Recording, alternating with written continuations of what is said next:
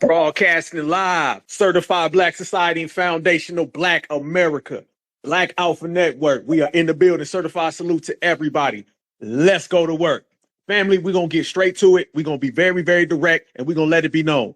You say the N-word and you will get your ass checked on sight.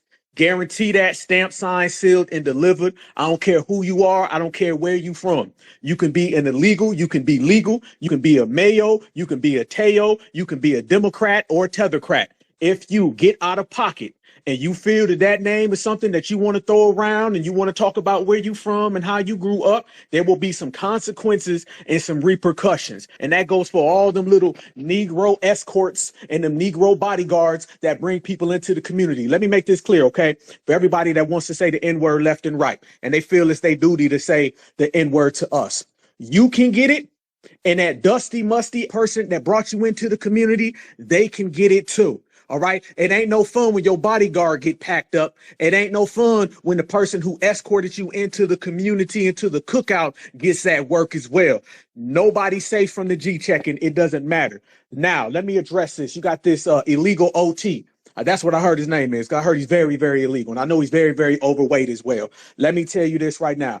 You said that nobody can stop you from saying the N-word. I guarantee you I got about a couple thousand brothers and sisters that are going to listen to this, and they can. Matter of fact, they going to stop you from saying it in the first place. It ain't going to be a matter of you say it, we check you. It's going to be a matter of you come around, you see us, and then you don't even mention the word. Let's make that clear as well. See, there's this new energy and this new vibration that everybody's on, and they feel that they can try to erase or they can replace what we have created. So now you see all of these different people from these different backgrounds and all these different individuals. And what they want to do is say, we're going to take FBA history. We're going to take FBA reparations. We're going to take FBA hip hop music, anything that we come up with. And do y'all know now you got people running around here saying that the N-word was really created for $5 They want a piece of that, fam. These people will do and say anything to steal from foundational Black Americans. They will do and say anything to have a piece of this FBA pie, but you can't have none. Okay, your plate ain't big enough. Hell no, but you will get checked in the process. So we're going to go ahead, as Fred Sanford says on Sanford and Son, we're going to pull out these bud nippers and get to nipping some bud around here. And I'm going to go ahead and make some forecasts and some predictions as well. I guarantee you, by the time this Black American summer is over, you're going to see a plethora of videos that come out with brothers and sisters checking these folks. It already happened down in Mississippi. All right. It already happened down in Mississippi. Shout out to Mississippi, the Mississippi beatdown. All right. It already happened. So don't let you get out your mind and feel that you can do the same thing, Julio. Julio Romero, do not think that you're going to say something that foundational Black Americans have told you will not say. That's the bottom line. And this family is not up for debate. I don't give a damn about no think pieces. I don't want to hear about anybody's opinion or how you feel, or we say it too and we can't stop saying it, then they can't. We've made it crystal clear because we are foundational Black American men and women, and we say so. And that's the type of time, that's the type of era that we're running into now. Everything is going to get rearranged up in this motherfucker. Trust me when I tell you that. And we ain't going to have nobody running around here just utterly disrespecting us. We got to tolerate enough disrespect in the first place. Say that he can say it because down in Texas, that's how they do. Well, guess what? Texas, California, New York, Georgia, Ohio, Florida, or anywhere. I don't give a if it's Alaska, you will get checked as well. Again, your bodyguard cannot protect you. And them 3 or 4 Black folks that you hang out with, they don't have the clout, cachet, nor the credentials to provide any type of protection. Imagine family bringing somebody to your family cookout, your family reunion, and they come up in there and start saying the N-word left and right. And they say, well, Jerome said I could say it. You think your family going to let it slide? Or is Jerome going to get ass whooped and the person Jerome brought? This little thing of my Black friend brought me around, that ain't holding weight no more. And think about this as well, family. You seen the whole situation with the Shiloh Hendricks lady that was out there throwing around the N-word left and right. And you seen the dominant society saying, well, there's no problem. It's all good. I want y'all to notice now, right on top of that came all of these Latinos. They started to follow right behind, because everywhere you go, these folks is following right behind. We call that brown nosing the dominant society. So soon as they sat back and seen that situation, which, by the way, is a situation that they didn't say a goddamn word in, when brothers and sisters were saying, oh, hell no, you ain't going to be out here throwing no racial slurs left and right. We said that to that Mayo woman, Latinos, Puerto Ricans, they ain't say nothing. But then fast forward 3 months later, now they out here saying they got a pass. There ain't no passes. Who wrote your pass? Who wrote your pass? Tell me who wrote your pass, and you send them on over here, okay? And then we gonna get with them. That's the type of time we on. That's the type of energy we on, and that's the way we moving from here on out. Simply because we said so. Zero tolerance. Like it or love it, but you better respect it because you damn sure can't check it. But we gonna get through the hands. Anybody want to come on up? Come on up. Let's rock with it all the way live. My brother Church, can you hear me? Yes, sir. Can you hear me, sir? You sound perfect, family. Go ahead. It's all yours. Yeah, family. Let's start off with the dude who was saying the N-word out here, talking about how, you know, oh, in Texas, this is what we do. We get together. No. I'm gonna be honest with you. And this is something that I called out the other day, where these folks get around people who are not of the lineage. And these folks who have no tie to what that word means, of course, they're out here telling people, oh, I don't care. It's just a word, because they're not connected to us. And so a lot of folks want to call out the black people that gave him the N-word pass and all this other stuff. I'm gonna be 100 with you. I'm pretty sure each and every one of them are tethers, people who have no connection to the lineage, to be 100. Hell, even a woman, the host of the damn show, is a Nigerian woman. So I'm gonna be 100 with you. They're not gonna go around the real ones and do that. My grandfather used to tell me growing up, don't let your mouth write a check that your ass can't cash. And a lot of these folks are going to find out real simple and plain. Well, we've been seeing a lot of the situations happening. They've been posting videos all across X, how people writing these checks that they mouth can't cash. These folks is knocked out talking about, you shouldn't be doing that. It's just a word. It's just a word. And I'm going to be honest with you. The grass is just grass until you fall on your ass. Let's be very clear about that. And let's talk about the situation with the Latinos and them not speaking up when the Shiloh Hendrix situation happened. They didn't say nothing about the Shiloh Hendrix situation because of the fact that secretly, not even secretly, quietly, but very loudly, this is how these folks feel. These folks like the fact that Shiloh called a 5-year-old black child the N-word, because they want to go around calling the 5-year-old black children N-words. They want to go around disrespecting our children. Y'all remember the young sister that was walking her dog and that Mexican threw a beer bottle at her eye? And literally, she's got no time. They gave her probation and a bunch of nonsense. This is the mentality of these folks. I'm not surprised at all, but what's going to end up happening, these folks are going to run into the right one, no matter where you at, whether you're in California, whether you're in Texas, whether you in anywhere else in the South or in the West or in the East, hell, in the Midwest, you're going to run into the right one and you're going to get that check cashed. I'm going to throw that back to you, family. Brother, you said that perfectly. Let's go ahead and drop some real facts on the table, okay? Because whenever somebody comes out from another community, one of them others, and they start throwing around the N-word left and right, there's this little thing in the black community where we say, oh, it wouldn't happen here. It wouldn't happen there. Let me tell you something.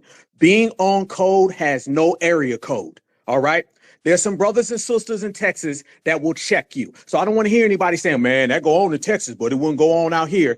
Yes, the hell it would. There's folks who say the N-word everywhere. I've been all around this goddamn country, and let me tell you something. Folks say it proudly and loudly from the East Coast to the West Coast. It's about black people who are on code who don't allow it to happen. There's this thing where in New York City, they just allow tethers to say that.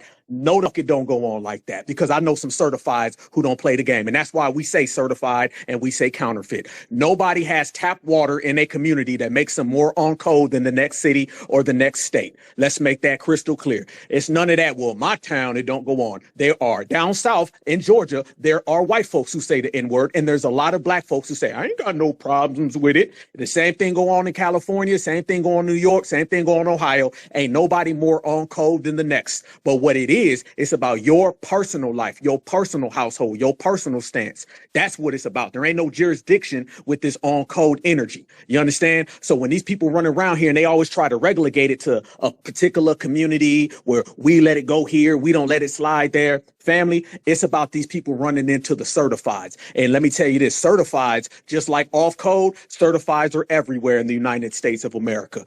Go to Brooklyn right now. Go to Brooklyn right now, and I promise you, you throw around the N-word and think what you hear on Twitter, where they're just saying the N-word left and right to Black Americans. Go to Brooklyn right now. I dare any fucking right here to go to Brooklyn and throw around the N-word left and right and see if some people in Brooklyn don't butt fucking head. Despite what you may hear about New York need to hold this L, you gonna hold your goddamn chin. Trust me. Go to LA and say that. Go to Missouri and say that. There's brothers and sisters who are on code in Alaska who will not tolerate that stuff. So it ain't about where you from, it's about how you come. And the more we get on code with each other, instead of pointing fingers and saying, well, they said there, they said there. No, I don't look at region. I look at, are you on code or not? All right. And I done crossed plenty of borders to see the places that claim to be the most on code sometimes ain't. And the places who ain't sometimes are. All right. It's about what's on the inside. That's what's really popping out here in these streets. That's why we do the roll call on the Black Alpha Network. It's all about unity. Don't let none of these tethers come out here and dump that off on Texas. Cause I'm seeing that wave right now where people are like, oh, you know, that go on in Texas, man. Please listen. I've been to Texas. Church, you in Texas. Family, you go to some places in Texas, and I promise you, you're not going to make it up out of there. So don't think it's sweet. Or matter of fact, better yet, go ahead and think it's sweet. Matter of fact, let me go ahead and take back what I said. Go ahead and think it's sweet. Go ahead and go to these places that you think ain't no on codes on, and you will not make it up out of there. Let me send this to my brother, Cool Keezy. Certified salute to you, my brother. It's on you. Peace, peace, peace. And salute to the family. And you damn sure right, man. You know what? There's uncode people everywhere. Because if you come to Denver, Colorado, throwing that word around me, yeah, you're going to get some Ogun energy real quick and fast in a hurry. And as a matter of fact, I sent you a video about me doing that about 10 years ago. Caught that on video. And that's funny how we all talking about the same thing right now. I actually chose that as my topic this morning for the daily report. I did not plan that. It's just divine energy. You know what I'm saying? And we all on code. We draw the line in the sand, and it's going down. I can't wait to see what you got planned for tonight. And that's all I got. Much respect, brother. You on fire right now with them reports, fam. Keep them coming. Just like my brother said, when Ogun in the room, family, that room can be anywhere. But we going to spin through the hands, fam, because I want to cook and I want this to be rapid pace so we can make our message clear. We are not going back. Ain't nobody going to be saying it left and right. And we've already put that line in the sand. So you pick your side and we going to ride. I'm right here. Brighter days. I'm here. Okay. All right. Thing right here. First of all, our ancestors was here from the beginning of time. And I appreciate you, Black Alpha, for letting it be known, right? Where are we at? Where are we supposed to be at? What about our families? What about everything that goes on with as a being all together as people? You know what I'm saying? It's time for us to stop allowing these jokers to sit over here and use all of these strategies to prevent them from giving us our reparations. This is all a tactic, and that's what they're trying to do. They're trying to create all this mayhem out here because you know you got to come back to who? The great mother, the great father of the universe, the Ogun. You see that on my picture? That is Ogun. That's that fire I'm bringing to your ass. We ain't got time to be dealing with y'all shit. What about what's going on here in the Americas? What about all the stuff that you have destroyed? What about your thieving that you want to create when it comes to our children? It's time for us to take a stance. And I'm 100% with you, Black Alpha. Yeah, we're going to take our shit whether you agree to it or not. And yeah. Much respect. Appreciate it. Let's keep the hands going. Go ahead, Cole. All right, my fault, man. I don't know if that was you. You was calling earlier. My phone had shut off. I just want to say, man, you know what I'm saying? I'm very proud of the FBA family, man, because we doing the right thing, man. We doing the right thing. You know what I'm saying? And I want to mention something. I don't know if y'all remember, man, but about 3 years ago, you know what I'm saying, I was telling brothers, man, I even came on the Black Authority. I said, man, from now on, I said, I know how to get rid of them saying the N-word. And I repeated this exact same thing. I said, if they say it, just slip it in and be like, hey. And then they're going to be like, what you say? I'm going to be like, no, go on here, finish talking. Then when they say it again, be like, back. And then when they address you with it, break it down to them. I said, if they don't expect it, then you dig what I'm saying? You know what is the next step. Now, I just put that out there in the ethers, man. I ain't going to lie to you, but I've been out without a phone for like a year and a half. So I used to listen to y'all, but I could never let you know that I was showing my support because I'm watching on the TV. You know what I'm saying? I'm back down in the game now, though, but I'm just saying, man, this gonna work, man. Especially since y'all made it, you know what I'm saying? The family made it a thing that we gonna do for the summer. And from now on, man, it's gonna work, brothers. I'm proud of y'all. I'm proud of all of us. That's all I want to say. 100 FBA, and I'm gonna land my plane. Certified salute. I like that, family.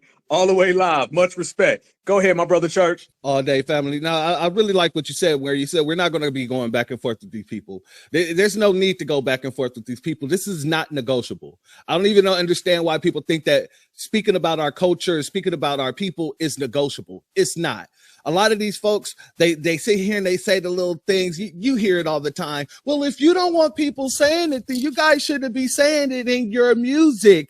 Keywords being our music. Keywords, because it's our culture. And there shouldn't be no goddamn discussions about it. When we say we don't want you doing something in our culture, around our culture, or even participating anywhere in the arena, then that just means what it is. If we say we don't want you saying the N-word, then you don't say the N-word, because anything after that, that's hostile. That means you have no respect for the culture that you so claim. And the one thing that I've been noticing too, family, yes, the white tees, well, let me rephrase that, excuse me, brown people, they want to be next to Zaddy. They want to be next to Zaddy, but the truth of the matter is they want to be us.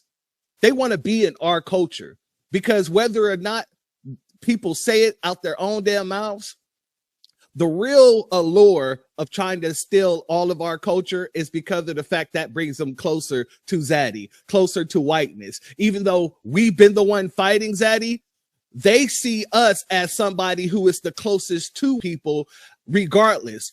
They can't do anything without us. Everything that we didn't create it, the man used and try to steal is his. So they do the same thing because they want to be closer to Zaddy. The truth of the matter is this. We're not letting either side, any one of you, whether you be in black, brown, Nabisco, whatever, Cherokee, wannabe, all of y'all getting shut down and all of y'all getting called out for this very reason, because ain't nobody on this land have a right to our stuff. Ain't nobody on this land have a right to be us or act like us at all. And we ain't got to give you that right. So we're calling each and every one of them out. When you look at the lowrider culture, all they doing is taking our stuff. From the lowrider situation that was created by foundational Black Americans, all the way down to the music that they're playing at the dang lowrider situations. You feel me? So at the end of the day, they want to be closer to Zaddy, but they want to take our culture and they be able to do so, if that makes any sense. But I'll toss it back to you, family. That makes perfect sense, brother. Perfect sense. Let me ask everybody in here a question. I got a question for the whole family. I want y'all to think about every single aspect of our community. And I challenge you to find one aspect of our community where someone isn't trying to blatantly steal it from us. Where you want to go? You want to go to reparations? These motherfuckers were sitting on our reparations panels. You want to go to Juneteenth? They was out here having Pride Juneteenth, Hispanic Juneteenth, Caribbean Juneteenth, left and right. You want to go to hip hop music? Remember, they was out here saying 50-50 just a year ago. Shout out to my brother Tariq, because he shut all that down. One documentary ended all those lies. Ain't that something? And now you look right now, these folks want to be called the N-word. I ain't never seen people who want to be oppressed so bad, but want to be the oppressor so much. And that's exactly what it is, alluding to what you were just saying, my brother. These people want to be next to the dominant society. They want proximity, and they feel they can yo they way into our house, and then they can yo in the white folks' house. That's just the way it is. That's the way it's always been. That's the way it functions. And what we do in families, we are drawing a line in the sand, letting the whole world know this ain't gonna happen. And remember this, y'all. If somebody can call you the N-word, they can do anything to you. They can do anything. It's very dangerous. Don't let none of these fake pseudo boule ass people come around here and come up with some fake think piece and how we shouldn't be on their necks. Don't let nobody come around here and tell you that, family, because I'm letting you know right now. You allow someone to call you the N-word and it doesn't stop. What happens when you open that box? When that box is open, there ain't no closing it. It's the same way about Juneteenth. Allow somebody to go ahead and say Juneteenth is really theirs. Next thing you know, reparations is going to be really theirs. And then hate crime bills that they don't give us any goddamn way, it's really going to be theirs. These things all function. See, I'm not one of these black folks that are always trying to disarm everybody. If y'all notice, there's these indirect ways and passive ways of trying to disarm us. Y'all be nice now. It ain't that big. It's just a word. Last time I checked, people go to war over words. There's a little situation going on in the Middle East right now, right? And if you get called anti, you know what, with a strong S on it, you're going to go to war. So how come that ain't just a word?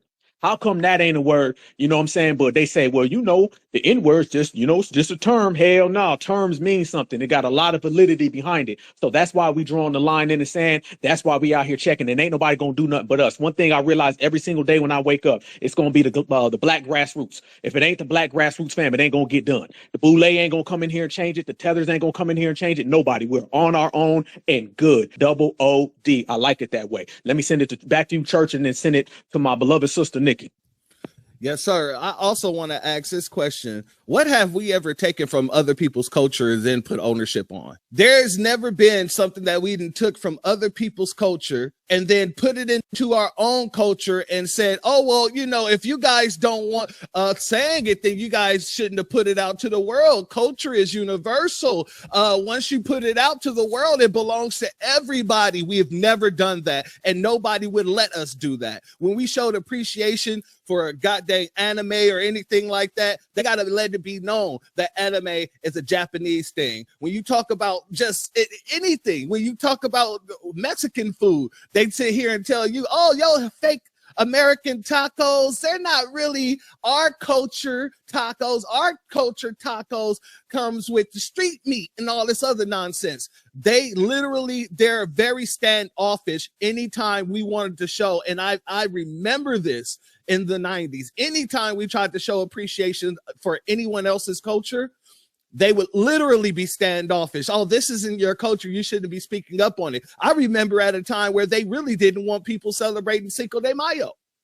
But we said, screw that. We're going to celebrate it anyway if we want to celebrate it. You dig me? But we celebrate it in the manner that they celebrate it. We didn't try to take their culture and then put our culture over. We didn't try to put no Juneteenth over the goddamn Cinco de Mayo or anything like that. So, you know, I got to ask that question. If you're going to say that culture is universal, name me one thing that the foundational Black Americans have taken from other people's culture and then threw ownership over it. And to be honest with you, I blame the Pan-Africans. I blame the Pan-Africans full force, because the same thing that thing who was talking about, y'all just got dropped off first. Don't know the history or nothing, but that's the same nonsense that they're telling these folks. The Pan-Africans are telling these Mexicans the same thing. And I got to call out my Hebrew Israelite brothers too. As much as I love y'all, brother, y'all out here talking about the Mexicans are a part of the tribe of Judah and all this other stuff, family. We got to put a stop to all of this.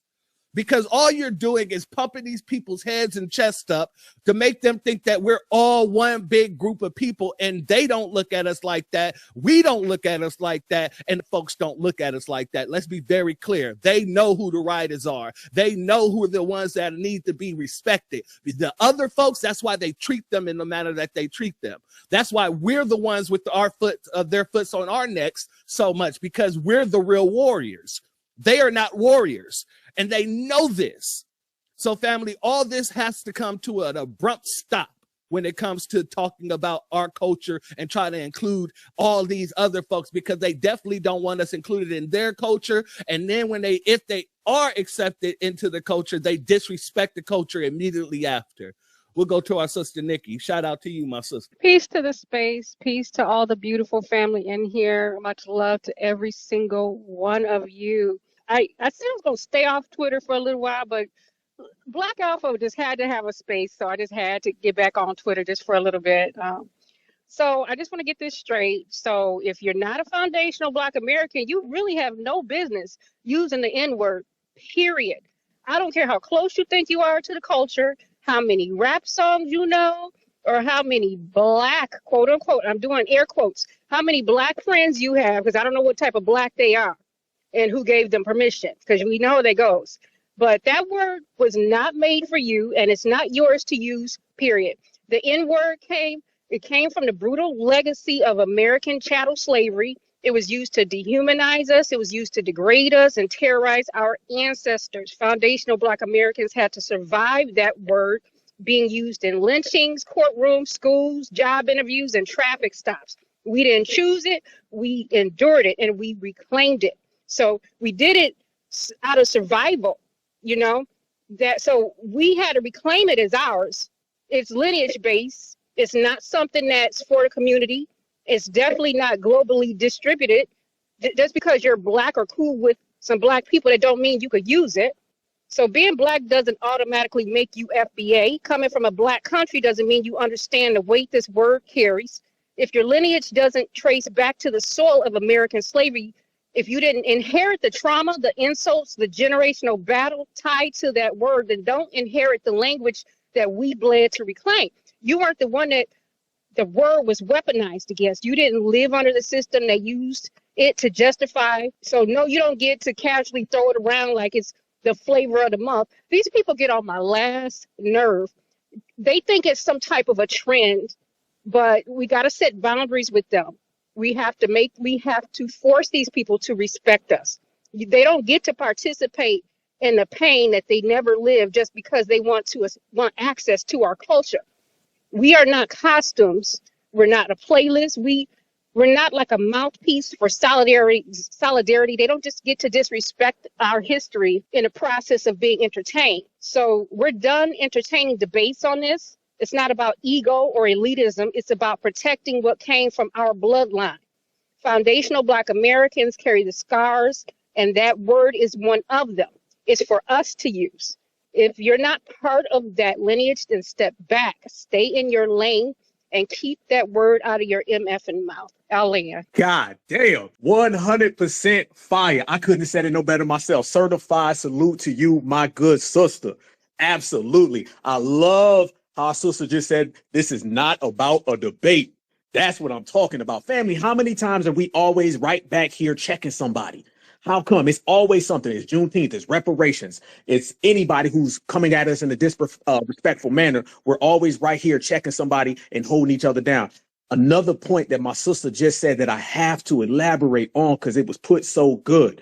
How many times was a foundational Black American brother or sister being lynched, being harmed, murdered, raped, or maimed, and the last thing that they heard was the N-word, okay? Souls have left this planet based on the system of anti-Blackness, and the last thing they heard were getting called the N-word. And I'm not just talking about from grown-ass W men. I'm also talking about kids was screaming it, women was screaming it, the whole lynch mob was screaming it. So as you're perishing because you're simply just a Black American and you're being hung or whatever atrocity they did to us, someone's throwing that word at you. And then we gonna fast forward a few hundred years later, and somebody who is a Mexican or a Puerto Rican or Jamaican or an African who didn't have to deal with none of that thinks they're gonna utter that word and say, what y'all gonna do about it? You know what we'll do about it. That's why you pick and choose who the hell you say that around. That's why you always say that stuff around tethers, or you say it around them COONs. This is not the time. This is not the place. We are not those folks from the Africans Americans or the minorities or the Blacks and Browns. This is certified foundational Black Americans. We move very, very different, and ain't nobody joking. See, one of the things that we have to understand, y'all, as a family, is that all we have is each other. So whatever gets done is going to get done by us, because there's so many people trying to work against us, so many people trying to thievery what we create and what we come up with. The next step that you're going to see, and I promise y'all, and we've already seen it in Mississippi, all right? And notice, fam, he talk all that talk, but he didn't cross none of them borders and go to where them real brothers and sisters reside. He knows how to do it. They know how to play hopscotch. All right, they play hopscotch real good. They flee from their countries any goddamn way, so you know they know how to run and they know how to maneuver. But he played hopscotch into those tethers, but he never ever would land on that square of FBA, because that square with FBA is very dangerous, very, very dangerous. And I say that with all disrespect. All disrespect. So they understand the type of time and energy we coming from. I remember when we were younger, and my brother Church just alluded to back in the early 2000s and the 90s. Y'all remember when Black folks were always trying to convince these other people that they were Black? Y'all remember that, right? And they would be, me no Black, me no Black. It's funny how they went from me no Black to now they want to be Black when they could steal something from us. And notice this as well. Y'all notice they don't never want to steal things from us about our power, about our soul, our perseverance, our intelligence. They don't want none of that.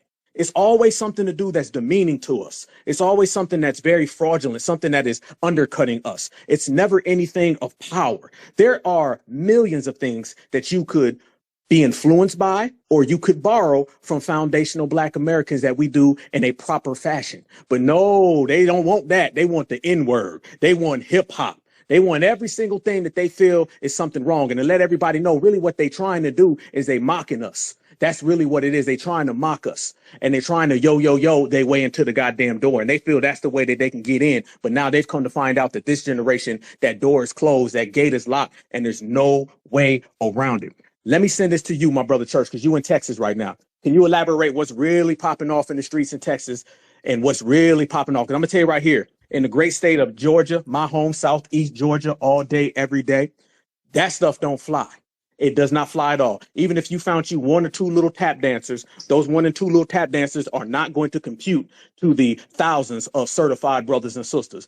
Talk about Texas, family, and I want to know how it's going. I'm gonna be 100 with you, family. If you down here and you ain't got no, tortilla girlfriend or tortilla wife and tortilla children, then I don't see a lot of folks together like that.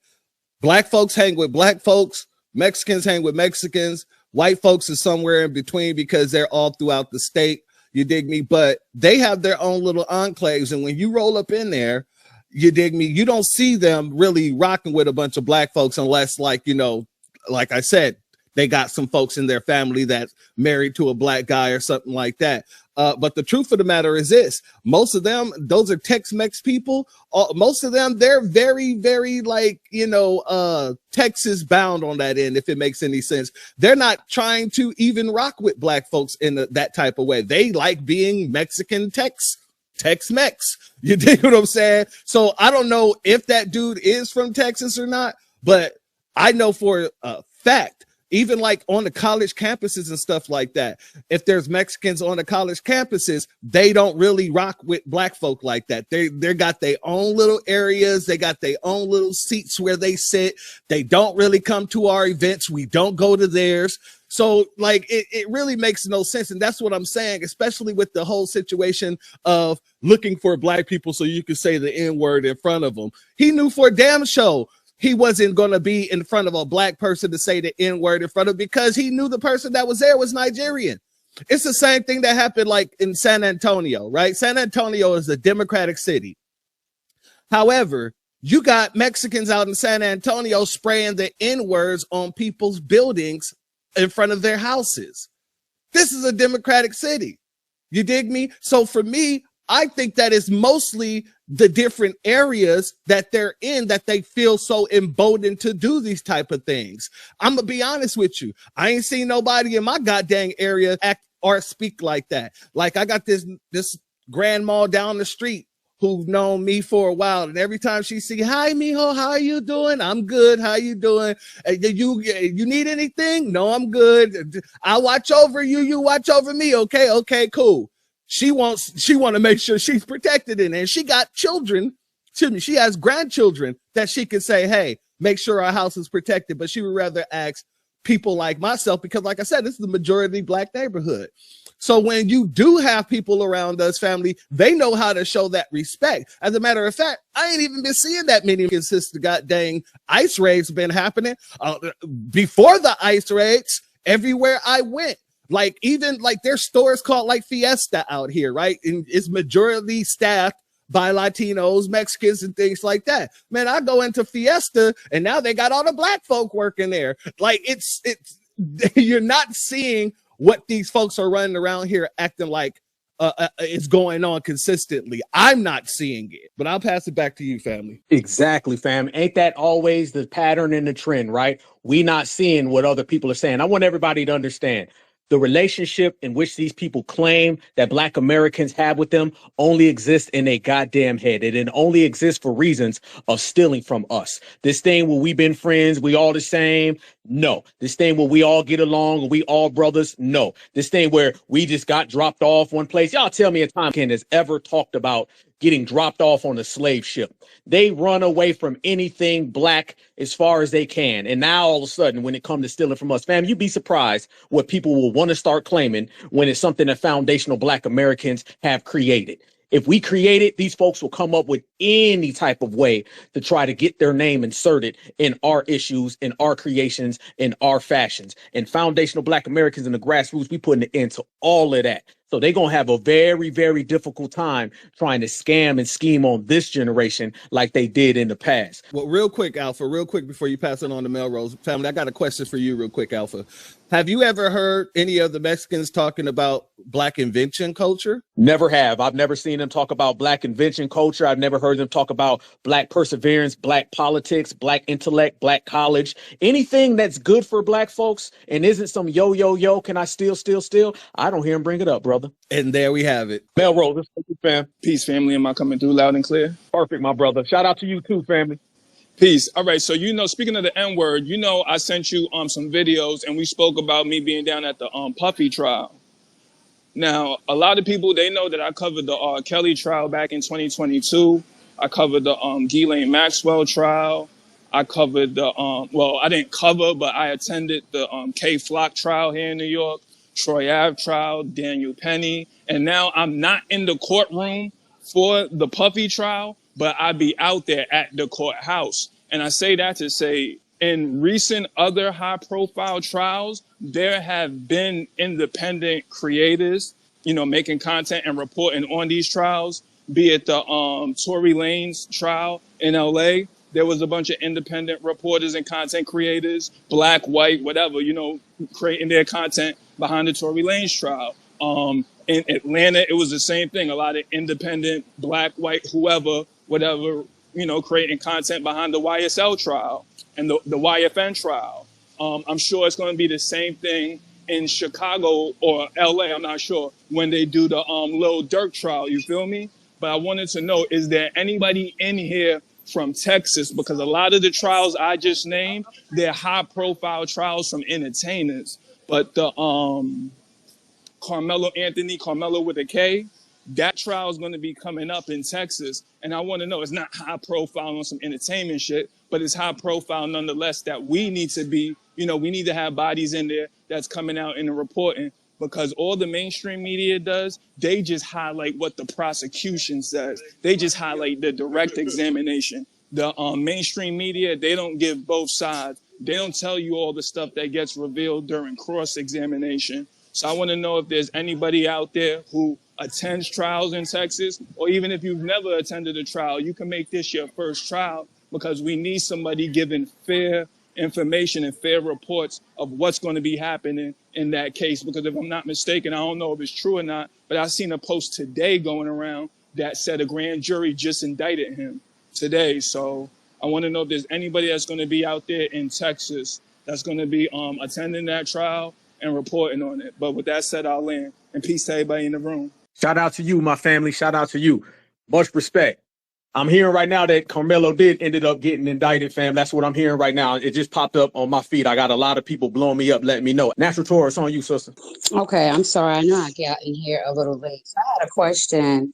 Do you think this is their last attempt to get us out in the street, to get us riled up? Absolutely. I want everybody to notice this. And this is something that came across my timeline about a week and a half ago, when we were all focused on the ICE protests out there in LA. And not, let me say, not we, but America was, because Foundational Black Americans, hell, we was cooking out, having a good time. I know I was. Shout out to Queen Alpha. One thing that ended up happening was they ended up releasing this video with Carmelo to the media, which my brother Church was just alluding to. And I noticed that they did that exactly at the same time where the country was focusing on those ICE protest raids, which shout out to my brother Dewan B, because Dewan B was telling me that it was a whole lot of nothing, to be honest with you. It was in one little section. If y'all remember, my brother Dewan B was posting videos where Black folks was going out to concerts and hanging out. But that was the big firestorm that everybody was focusing on. And on the low, I ended up getting some stories that were sent to me telling everybody that the media had seen these videos allegedly. And then next thing you know, right after that, a few people from the alleged media came out and they proclaimed that it showed Carmelo's guilt. And then right after that, now here comes the indictment. So I definitely do believe that they hit a lot of people with the misdirection. And that's why I tell everybody, no matter what it is, right here in the Deep South, Noah Bush, the situation in which I covered where I went to the hate crime scene. It's not the same one I went to in Jacksonville. I tell people, don't just stay on these subjects and these stories when it's headline news. You got to follow these things all the time. They know that a lot of black folks will watch something, they'll be on it, and when it's not in the news, it'll go on to the next one. I know that because I put out a lot of content. If it's a hot story, everybody's on it. But when the story starts to kind of disappear a little bit, then people ain't really on to the story no more. That's when they do their dirty work. That's when they start sliding things in. So when you look at those ICE raids, as those occurred, out of nowhere, not a week later, not 2 weeks later, not 3 weeks later, out of nowhere, in the middle of those raids, they give the media the Carmelo videos. And then they started leaking information saying, oh man, this is guilt. Oh man, we seen the video. Didn't give it to anybody of substance, didn't give it to anybody who could give a true story, a true account of the situation. The media gets it. I've never seen, I'm gonna be honest with you, family, I've never ever seen the media get leaked footage from a criminal crime suspected situation before anybody in the public seen it. I never seen. Why the media? And then the media didn't put it out.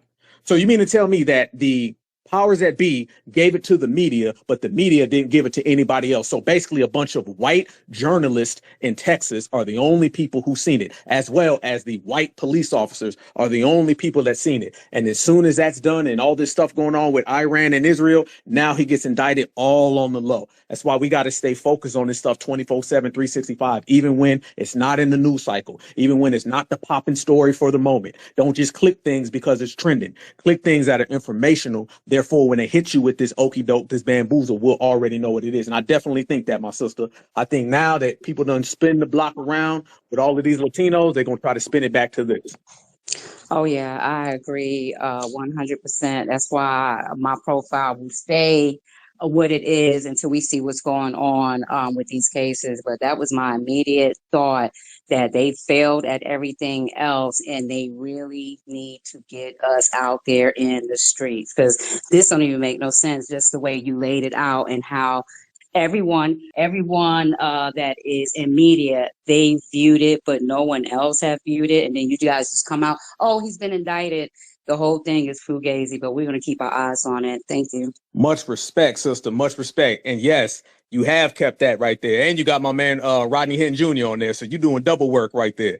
Much respect. Much respect. So yeah, that's what I'm hearing. I'm hearing now, family, that happened. There's a lot of skeptical things. And you know what? My brother Ro brought up a great point about this situation. The N-word and what's going on right now with them throwing that around, this all ties back into the Carmelo situation, because it's probably going to end up coming out that they end up calling him the N-word. So they use the N-word, fam, to entice us. All right. So don't let these people act like it's a game or it's just a word or it's just something to play.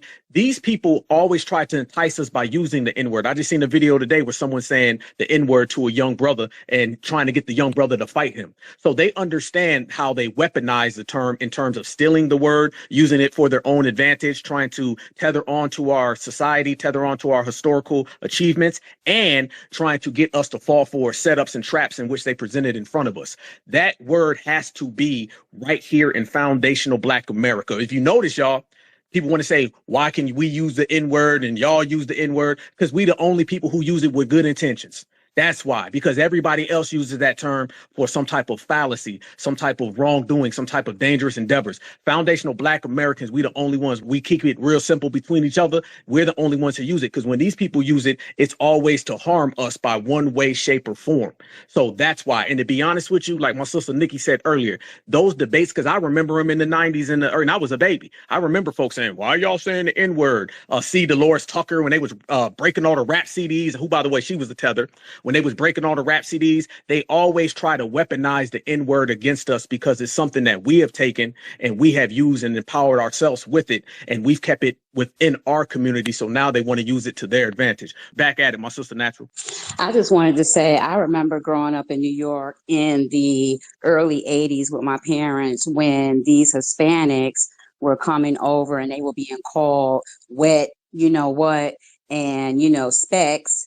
And it's so funny how now, before we as Black people couldn't even spell out the word ninja, but they allow the supremacists. And now it's even to the point you can't say wet, You can't even say that. So they're just protecting all these other groups, but they have no problem with us saying tether. That's not blocked. We're not shadow banned for that. But I remember my parents' generation, and they were calling them those slurs. So if they think it's okay, then we're just going to start calling them the slurs that the dominant society made up for them. If they think that saying the N-word is just nothing because you're hearing it in some rap albums, then we'll go back and we'll just start using the slurs that the dominant society, picked for them, and it shouldn't be no problem since they think it's okay for them to say the N-word. I agree 100%. I agree 100%. Simply matching energy changes things for everybody. And that's really what we've been doing. We ain't been playing nice. We've been strictly about business.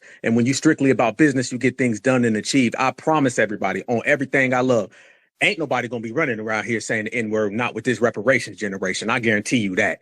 Okay. You may say that in a little interview or around, a bunch of tethers, but I promise you that will not be nothing that they put into no type of circulation. They won't be out here just saying that stuff freely or whatever little delusional world in which they trying to create. That's not how it go down out here in these FBA streets. I promise you that. And that's because we standing on business in every single aspect and every single thing that we do.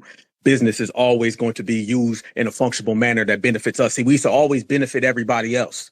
Everything we were doing back in the old days, moving completely off key by doing things that benefit everybody. Those terms benefit everybody. All right. When you run around and you call yourself black and brown, African American, that benefits everybody except for you. Now what we done tighten all that. And the terminology in which we use only benefits ourselves. And that's why these people mad. That's why they mad. And that's why every single week these people is playing hot potato. They just passing it off.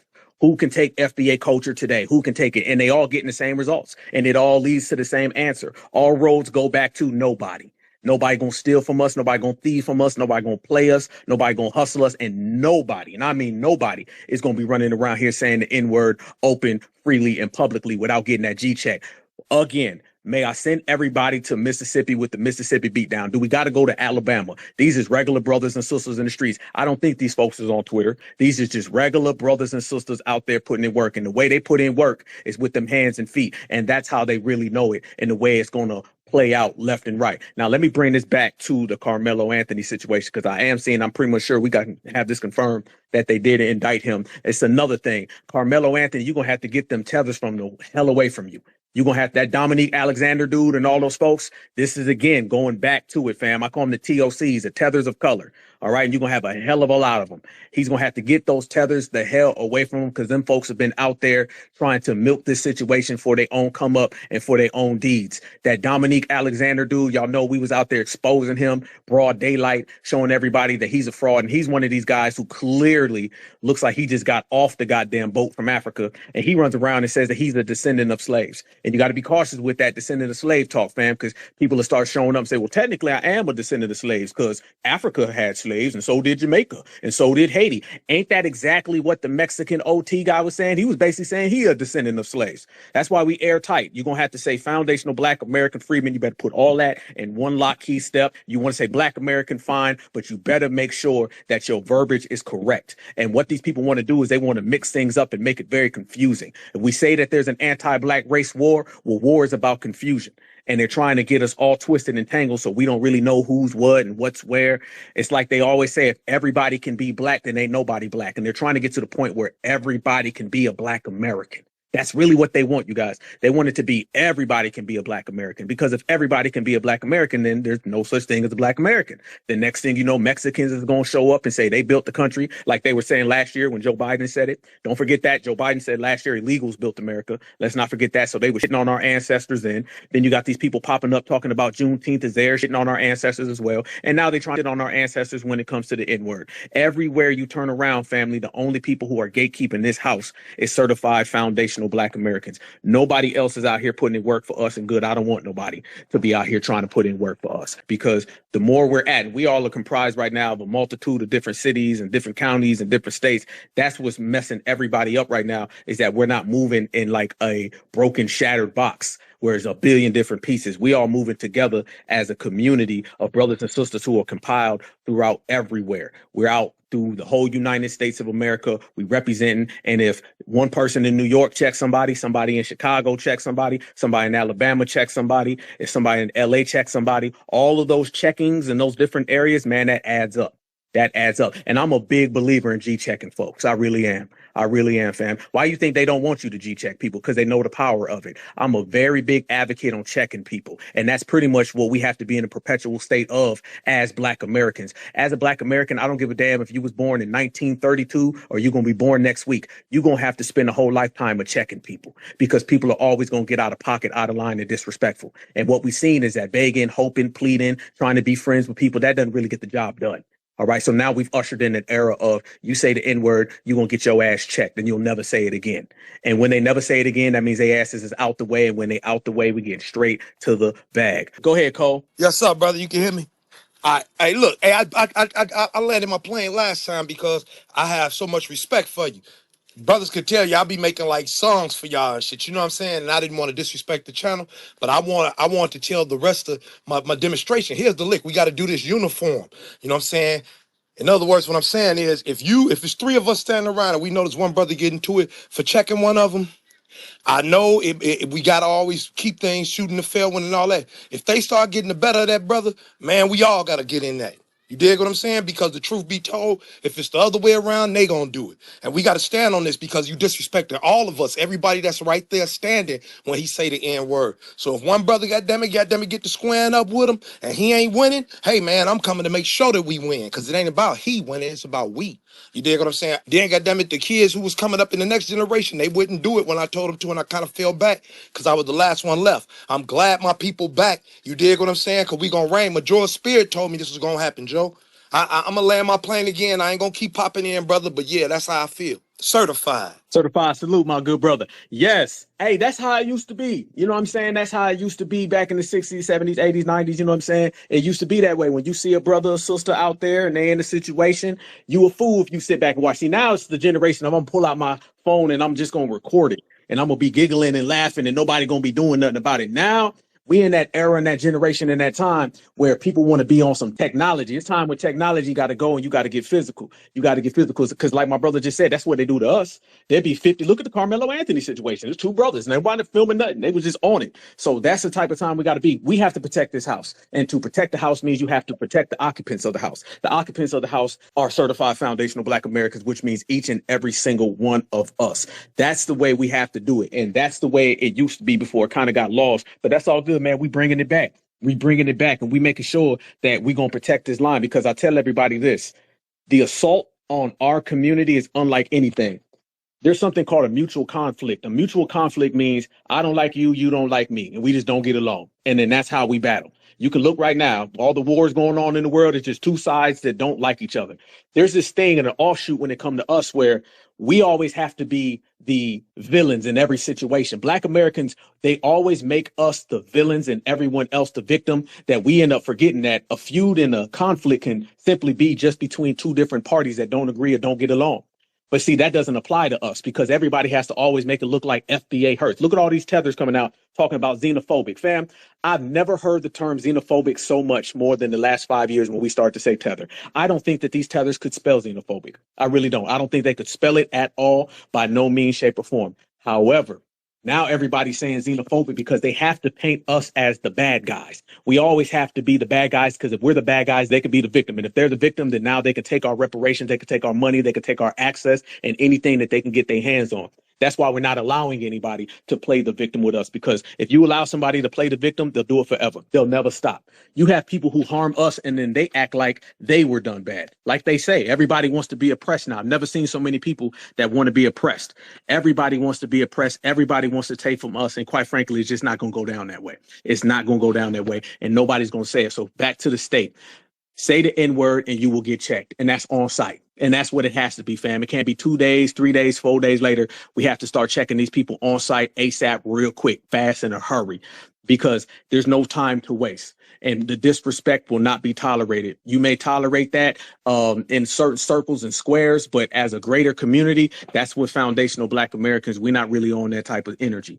We are out here moving on our own page with our own flow, with our own energy, with our own brothers, with our own sisters on our own time. And anybody who feels that they want to disrupt that and they feel that they got some type of issues with it, then go ahead and stay claimed. Because what we've seen is that when we stand on our business, these people ain't really around us like that. Why you think when we have events with foundational Black Americans, like a real foundational Black American event, how come these people ain't never there? How come these people ain't never at our rallies or our get-togethers? You don't really see them people there. You don't see them folks come around where we're at. When we be there deep, these people never show up. How come they never show up, fam? Because they know better. They know better. They always pick and choose who they come around. It take Angela Yee, is that her name? Notice, I want everybody to notice when dude said that, everybody in that space or in that little podcast, they was giggling. They thought it was funny. And this is why we can't allow people to speak as if they are us, because that's very dangerous. There used to be a time when people be playing. They thought it was cool. They thought it was funny. And they allow people to disrespect us. But like I always told people, when you allow disrespect to continue, the disrespect never goes away, and then it trickles on to other things. It trickles on to other things. So like I said, the N-word turns into Juneteenth turns into reparations, and then next thing you know, somebody wants your goddamn money. And we're not going for anybody trying to get our money. They ain't trying to get nothing. You will respect foundational Black Americans, and we not asking, we telling. No, you can't be the victim and the villain at the same time. You can't be the oppressor and the oppressed. These people want to wear all different hats. What they say, they want to play all sides, every side. You know what I'm saying? They don't want us to be on no side. You understand what I'm saying? So, yeah, that's the type of energy that these people are on. They want to take from foundational Black men. All these people know is take. And they come up with every little delusion. People have to understand 99.9% of your dealings with anybody who's not a foundational Black American is going to be rooted in trickery. That's what it's going to be. Don't think for 1 second these people ain't trying to fool you, trying to hustle you, because they know with us, they got to go in through that back door and that side door. They know that, family. They know exactly that. Nobody can come at foundational Black Americans just straightforward. That ain't it. Hell no. That ain't it. That ain't it. That ain't how it's going. So we're letting everybody know off top, off rip. We see you. We see you from a mile away. You're not going to fool us. You're not going to hustle us. None of that. We see you from a mile away. You go ahead and think that you're going to jump fresh and you're going to be slick and you're going to fool us like you used to do to Black folks back in the day. They used to fall for everything. You know what I'm saying? Somebody would tell a lie back in the old days, and that lie lasts forever. That lie lasts forever, and Black folks will believe it. A white man would tell a lie back in 1960. Black folks believed it until 2006. We don't believe nothing that these people are saying because we know they fronting. We know they fronting. We know they lying. We know these people are up to whatever they're trying to come up with, and it ain't working. However, like I was saying, the more these people try to trick us and come up with these backdoor avenues, the more we are on code, and the more we're on game, and the more we're on game, they're left with nothing. Remember, fam, tethers, they need us, and without us, they don't eat. And right now they ain't eating. So that's why you're seeing all these desperate tactics and all these fallback tactics. It's because it's a bunch of people that are trying to eat off the plate of FBA. And quite frankly, they're not strong enough. None of them are. They mamas, they daddies, they aunties, they uncles. And let me bring it on back to illegal OT. Let me make this clear. Family, weren't these people just a week ago begging foundational Black Americans to come and save them? They were trying to beg us every day to save them from ICE and everything. That was nice. And now look, and notice that, again, silence. Silence. Notice this too, fam. It's always silence when these people disrespect us. It's always silence. But yet at the same time, they'll turn right back around and say, let me hold something. No, you can't hold a goddamn thing but your own nuts. My brother, what up, though? It's on you, family. Okay, we living in this new America, you know what I'm saying? So, of course, America was built off slaves, you know what I'm saying? In between that time, you got all these immigrants that came here that try to uphold that whiteness, you know what I'm saying? Like when a German come here and he say, go back to Africa. Like what? Or when a Polish guy come here and he say, go back to Africa. Or when a Mexican come here and they say, go back to Africa. So they got to deal with our generation the way we're raising our kids to not fear nobody. You know what I'm saying? So it's a problem to them. That's all they're saying. You know what I'm saying? So they got a real problem with us not being docile, not being scared of them. You know what I'm saying? So they got to deal with these next 200 years. The first we'll give y'all the first 400 years. Yeah, y'all did y'all thing.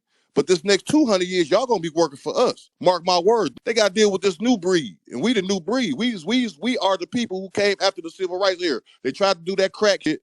The mass incarceration stuff, it ain't work. Now our kids coming up next. You know what I'm saying? So they got to deal with that. And we just chin checking them. We delineating. We being proved.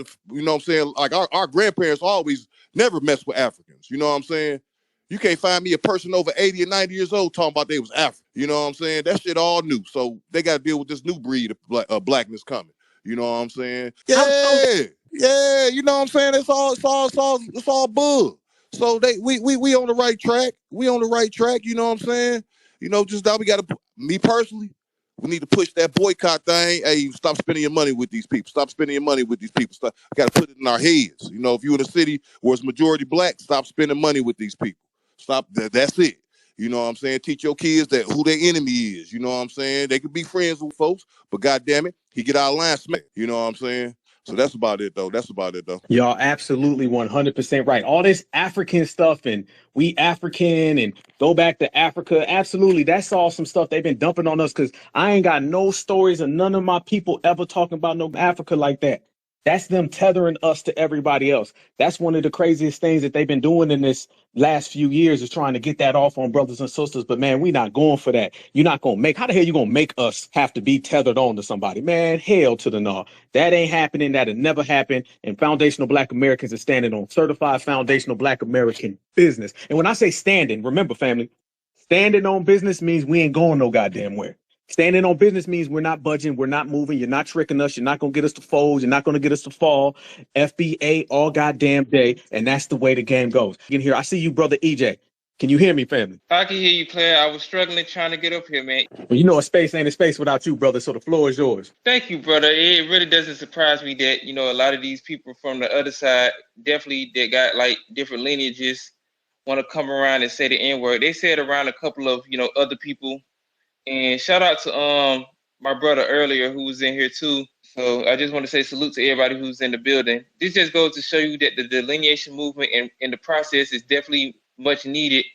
We have to separate from people like that practice anti-Black, you know, racism, even though their skin might be darker than charcoal on the damn grill on the 4th of July. But it just goes to show you once we get on code, well, we already are on code. We don't need a lot of people coming from these different areas talking this regional shit because, you know, I've been hearing people talk about y'all don't do this to these folks in these other areas. Man, we all under a banner of fighting these people. We just do it in different ways. In California, under palm trees. In New York, with some Timberlands on, while rats is crip walking. But you know, we all got one opportunity and one goal that we got is to get these people out of our business, and we're fighting for reparations. I really don't give a damn about what's going on with the war, because they're just another excuse for them not to give us our goddamn money. And these tethers, you know, y'all should be fighting over, you know, which bushmeat scooters in Nigeria. You know, they having them Jollof tribal beefs over there in Nigeria. So, you know, the Nigerian tethers, they definitely do need to figure out what they're gonna do to clean up their bushmeat shortage that's going on over there. Because, you know, this travel ban is really, you know, wicked out here for these folks. So, you know, I'm gonna land my plane to just say salute to the real ones that are actually on code. You know, they talk all their N-word stuff, but they don't be nowhere in their homeland trying to get them cartels and them other gangs off their people. See, they come to America talking their anti-Black American shit, waving their flags, but they don't be nowhere in their homelands talking that real gully shit like they do on these videos and stuff. And for that other dude, that little Sauce Walker dude who look like he's off that Molly, you know, he probably was born with a lean cup with Goya powder stuff in his bottle or something. So I really don't take a nigga like that from Honduras very seriously. Like any Central American country, you don't really think of Honduras and stuff. So, you know, I can't really pay attention to a dude like that. And I didn't even know he could rap. He seems like one of Kodak Black's long lost cousins. So, you know, I'm going to land my plane to say salute to you. Let me come up, brother. I got a question for you, EJ. Now, does your bamboo stick, does it operate in different terrains and different weather? I'm very curious to know that, fam. You know, it's like Blade, it work different. So, you know, it's working different environments. Sometimes it's flammable, sometimes it's gonna be cold, sometimes it's gonna be, you know, root work scented. So, you know, it's gonna be working in different ways in different areas. So I just wanna make sure that all tethers are welcome to the bamboo stick. Females, divestment wigs will be scattered all over the world. So, you know, just be warned. Talk. Right. Yes, indeed. Listen, back to the point. You say the N-word, you will get checked. All right. And we're not playing that game. It's just a word. None of that. It is what we say it is. OK, that's what we're moving on, because we are foundational Black Americans and we say so. That's what it is. You ain't liking it. Cool. Deal with it. Sit down and be quiet. What we say goes. And that's in terms of reparations. That's in terms of lineage. That's in terms of checking folks. My brother EJ's bamboo stick, all of the above, family, is what we say. So all these people thinking that they're going to run around and disrespect us, we're going to handle this disrespect very clear, because we seen the results of disrespect. All right. We seen what disrespect gets you. Disrespect got some people whose hairlines jumping off the back of their neck sitting on our reparations panels. It's got a bunch of people running around here saying that the N-word was really for the $5 Indians. It's all of these things that they can possibly fathom or come up with so they can run some type of cheap, weak ass interference on what we have created, and we not standing for it. They better got all of their good times in when they was dealing with the past. The future is going to be different. The future is going to be written our handwriting. It's going to have our fingerprints, and it's going going to have a hell of a lot of G checking and reckoning. We can start right here today. So Mr. Illegal OT, he know what time it is. All right. He won't come around no spaces with us. And I'm not talking about on Twitter. I'm talking about spaces in terms of out, because we outside for real.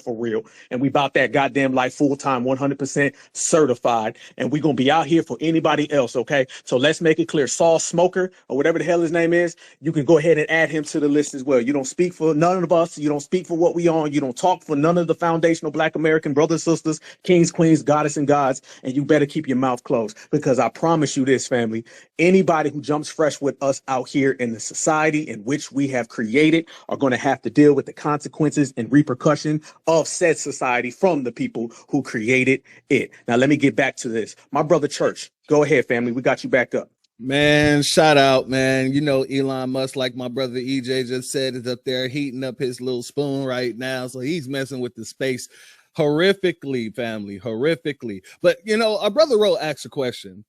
Can people move into oppression? And I'm going to be 100% honest with you, family. No, not never have you ever seen a person move to oppress, to an oppression, to be oppressed.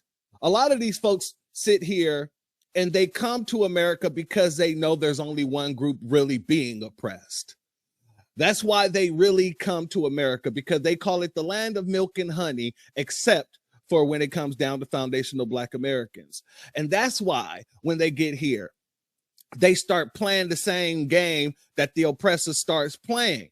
They start trying to do everything they see the oppressor do, because what they're doing is actually applying to be an oppressor. When they hear us saying the N-word and they see the oppressor now turn around and say, well, if they're saying the N-word, we all can say the N-word. They mimic those talking points for the very same reason. It's because of the fact they didn't move here in order to be a part of the land of milk and honey, in order to be fertile, whatever the situation may have you. What they really moved here to do is to be able to call us N-words, to be able to look down on us the same way that these oppressors do. They came to be the oppressor. So when you ask that question, family, it hit me hard. Can a person move into a location to be oppressed? They can, but they won't. That's not what they really want to do. They want to move to a place where others are getting oppressed so they can help with the oppression, especially when they're coming from lands where they are oppressing the same type of people that look like us. Let's be very clear about that. And then our brother EJ, he was talking about, you know, the tethers out there in Nigeria. Yeah, I seen that video, and thank you for sending that to me, family, because these are the same people that are running around here that are now telling these everybody else it's just a word. It's just a word. These are the very same people who are now over there playing the AK game with their authorities. I'm going to be 100% honest with you, family. When it comes down to saying that word, I want more people to say it. I want more people to feel emboldened. I want more people to think that the sugar ain't sweet. So when they get here and they recognize that sugar is sweet, that fat meat is greasy, that they can go back to their fellow tethers and they can explain to their fellow tethers how we probably shouldn't be saying the N-word. We probably shouldn't be trying to do what foundational Black Americans do with each other, because we're not them. And by us saying it, it's disrespectful to them. And if we don't correct ourselves, they have no problem helping us get that correction.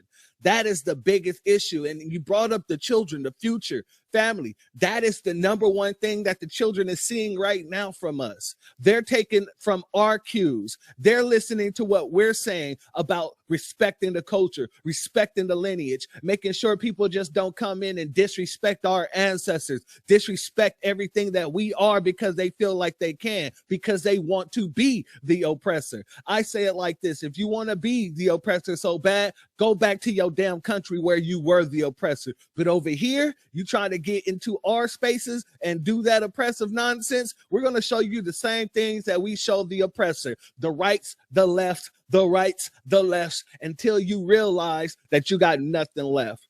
I'm going to pass it back to you, family. That's what I'm talking about, brother. That's what I'm talking about. I want everybody to notice right now, we are fully represented all throughout the United States of America. See, they trying to dump the N-word off on little regions and stuff, and that's how it starts. They'll start saying we can say this here and we can say it there, and then that spreads into there, and there. And then next thing you know, they done went across the whole country and just started designating it. What I'm hearing is my brothers and sisters who are representing the East Coast, West Coast, down south, and up north, and we all saying hail to the no. So again, FBA has spoken, and it's FBA all goddamn day because we said so. Go ahead, my sister. What I wanted to say is shout out to Black Alpha, because he always stands 10 toes down. A lot of us been fighting these tethers for a long time on here. And I do see a lot of them say, well, y'all call everyone tethers. I look at them just like I look at a police that will stand and watch one of their fellow police kill some Black unarmed man. You're just the same, because I don't see no tethers calling out the disrespect. So y'all all the same. I've never cherry picked them. And I'm so happy and so proud of everyone that stayed 10 toes down, because that's the reason why our delineation progress is where it is, because we stopped cherry picking. We don't have no soft hearts, no empathy for nobody. It's us and only us, and that's it. And it's either going to be respect or your ass is out, and you're going to be hating on the other side of the fence like y'all been doing. I don't see no tethers, and this is for you, all you tethers that's listening. I don't see none of you guys calling out your fellow tethers about the disrespect. So you will be treated the same until you show that you are a part of this grassroots or you are a rider. And that's just it. Y'all all tethers in my eyes into proving otherwise. But shout out to all grassroots that's been on their neck. Shout out to you, Black Alpha, because you never, ever sway. No empathy for them. You stay on their damn necks all the time. So I love that. And just be one, and just shout out to everybody that's been just pushing the line. That's why this delineation progress is where it is, because of all of you. So thank you for letting me speak. Appreciate you, my sister. Much respect. I love how you just alluded to that. That's one thing that we always have to do, fam. We got to be full speed. No type of fallback when you deal with these tethers and these off codes. Because I remember a long time ago where brothers and sisters would want to play nice with these people. And I always tell people the best indicator of future behavior is past behavior. So we seen what it was like when folks would play nice, and it never benefits us. So what we doing now is, it is what it is. It is what it is. We matching energy. We're not falling back. It's either going to be 100 miles an hour or the car going to be parked in the driveway, because going 30 miles and 25 miles, that just ain't going to cut it. They ain't going to get us to where we need to go. These people are out here playing for keeps. So we're going to have to play for keeps. And this is why everybody's always out here trying to disarm us. Think about everything. Tether, think about reparations, anything that we do or say. These people are always going to send out someone to wag their finger and lecture us. You can have criminals in every single other community and nobody says a damn thing. Let a foundational Black American call one person tether and they want to call in the goddamn National Guard like it's such a bad thing. But I look at it a little different. All these people trying to shame us and disarm us are people trying to stop us because we're doing something powerful. When you're doing something powerful, you'll see the people trying to say play nice. This is not Selma, all right? This ain't Edmund Pettus Bridge, and I don't see no John Lewis's up in here, all right? So we're going to be full speed ahead, whether they like it or not. Here we come. That's how we going. Nikki, I'm going to say this real quick about that incident happened on June. Go ahead. Yeah, we shut them down for disrespecting our community, though, too. Just so we can't go to y'all community, respect y'all people, though. So we basically shut them down. They was going to get beat up, though, but the sister talked us out there, so they ended up walking out peacefully out the community, though. But yeah, their ass got run out, though. No, I was just going to say, I saw that video where the Latino tried to come in with their little street signs or whatever, of the little protest signs into the event, and then almost got ran up out of there by force. And then, you know, they had to have one of the sisters be the mediator of the situation. Yeah, that's a situation that we're going to be doing continuously. To go to a Juneteenth event and try to sit here and bring your own agenda, that's just more disrespect. So now you're trying to disrespect us by stealing our culture. You're trying to disrespect us by sitting here and saying that you should be able to say the N-word whenever you want, whenever you please. And then you disrespect our culture by coming to our event that's a celebration of our culture and our lineage here in America, and then try to change the damn dynamic of what is going on. It's the same damn thing that happened when our brother Black Alpha and our brother Marcel was down there at the South Carolina at Martin Luther King's the King Day event down there, and all the Palestinians were down there trying to make it about them. This is just a disrespect that's not being taken on any side. All of these folks literally thinks it's okay to push whatever we're doing out of the way in order to uplift whatever they have on their agenda. And they're finding out very damn quickly that that is not the case. Back to you, my sister, Nikki. Yeah, Black Alpha and Marcel kicked ass that weekend. There were some other people out there with them, but it was such a memorable moment, and they did such a great job out there. We're going to go with a young man named Xander. Go ahead, Xander.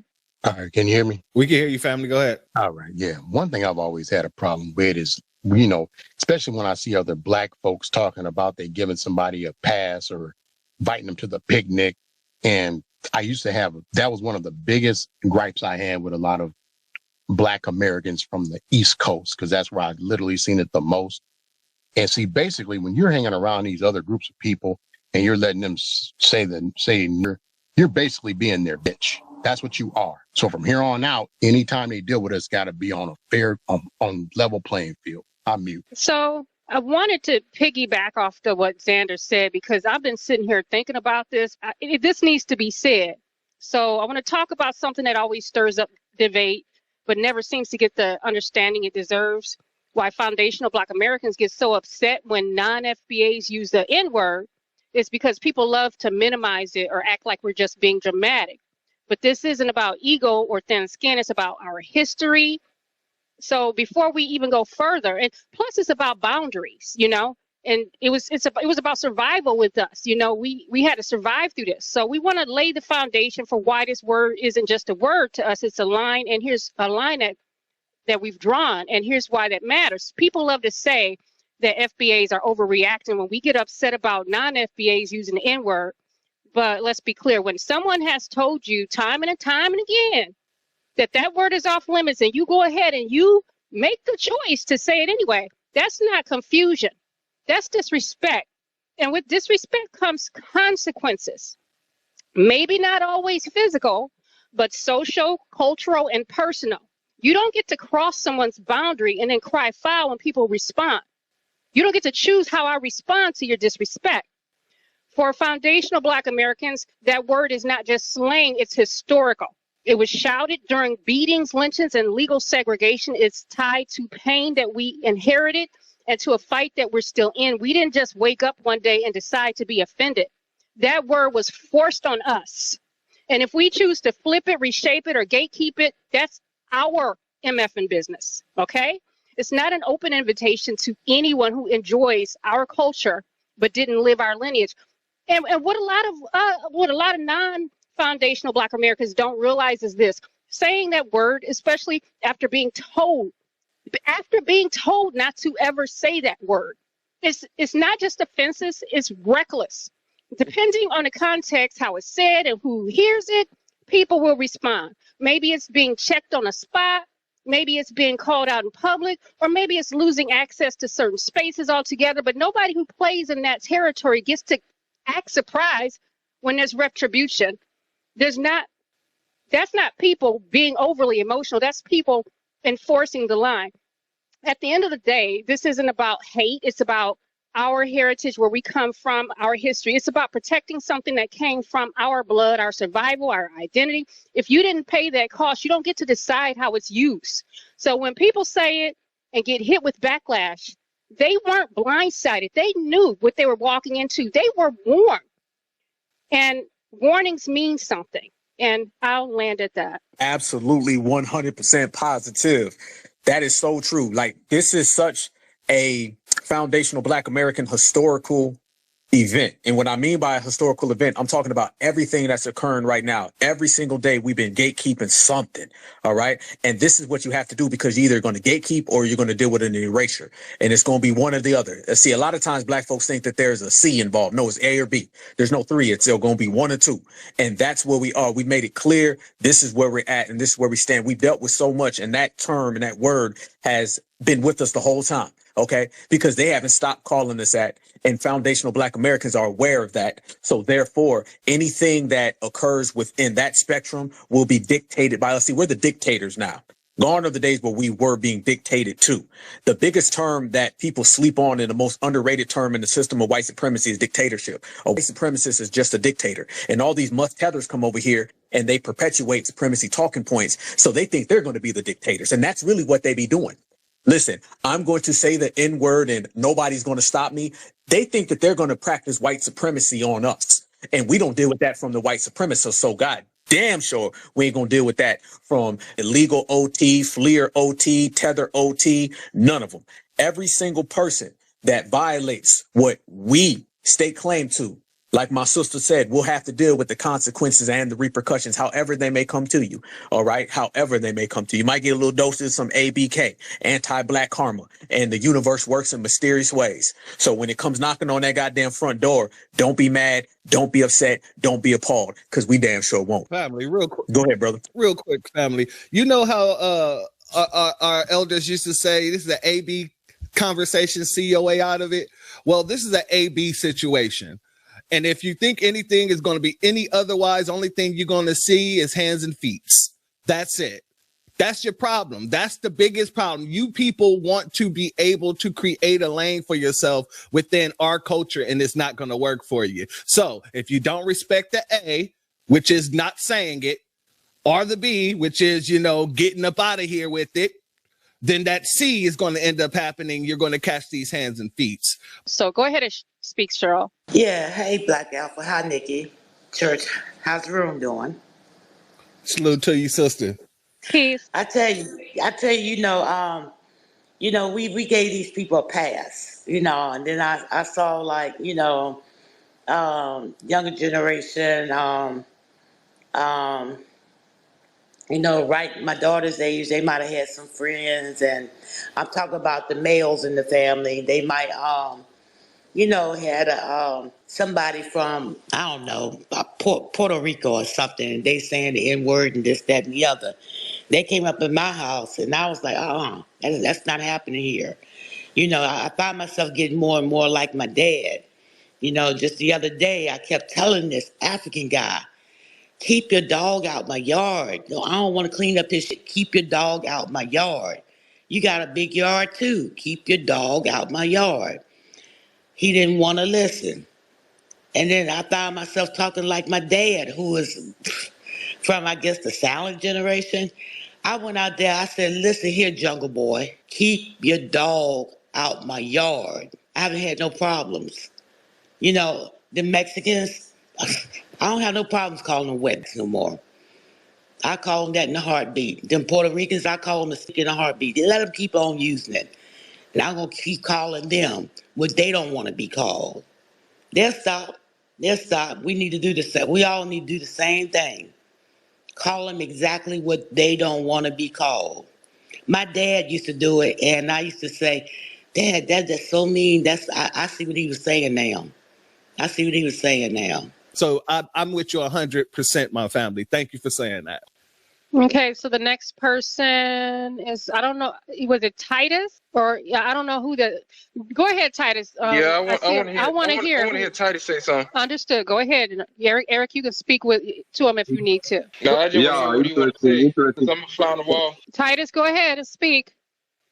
Sorry, I want to say, interesting space, like this guy, he said, like, anti-Semitism, using of that N-word. I agree, it is like humiliating, for somebody, to hear it. So I totally agree with you, man.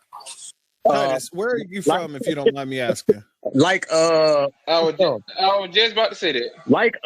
Where are you from, Titus? Croatia. Say it again. Croatia. Oh, you from Croatia? Okay.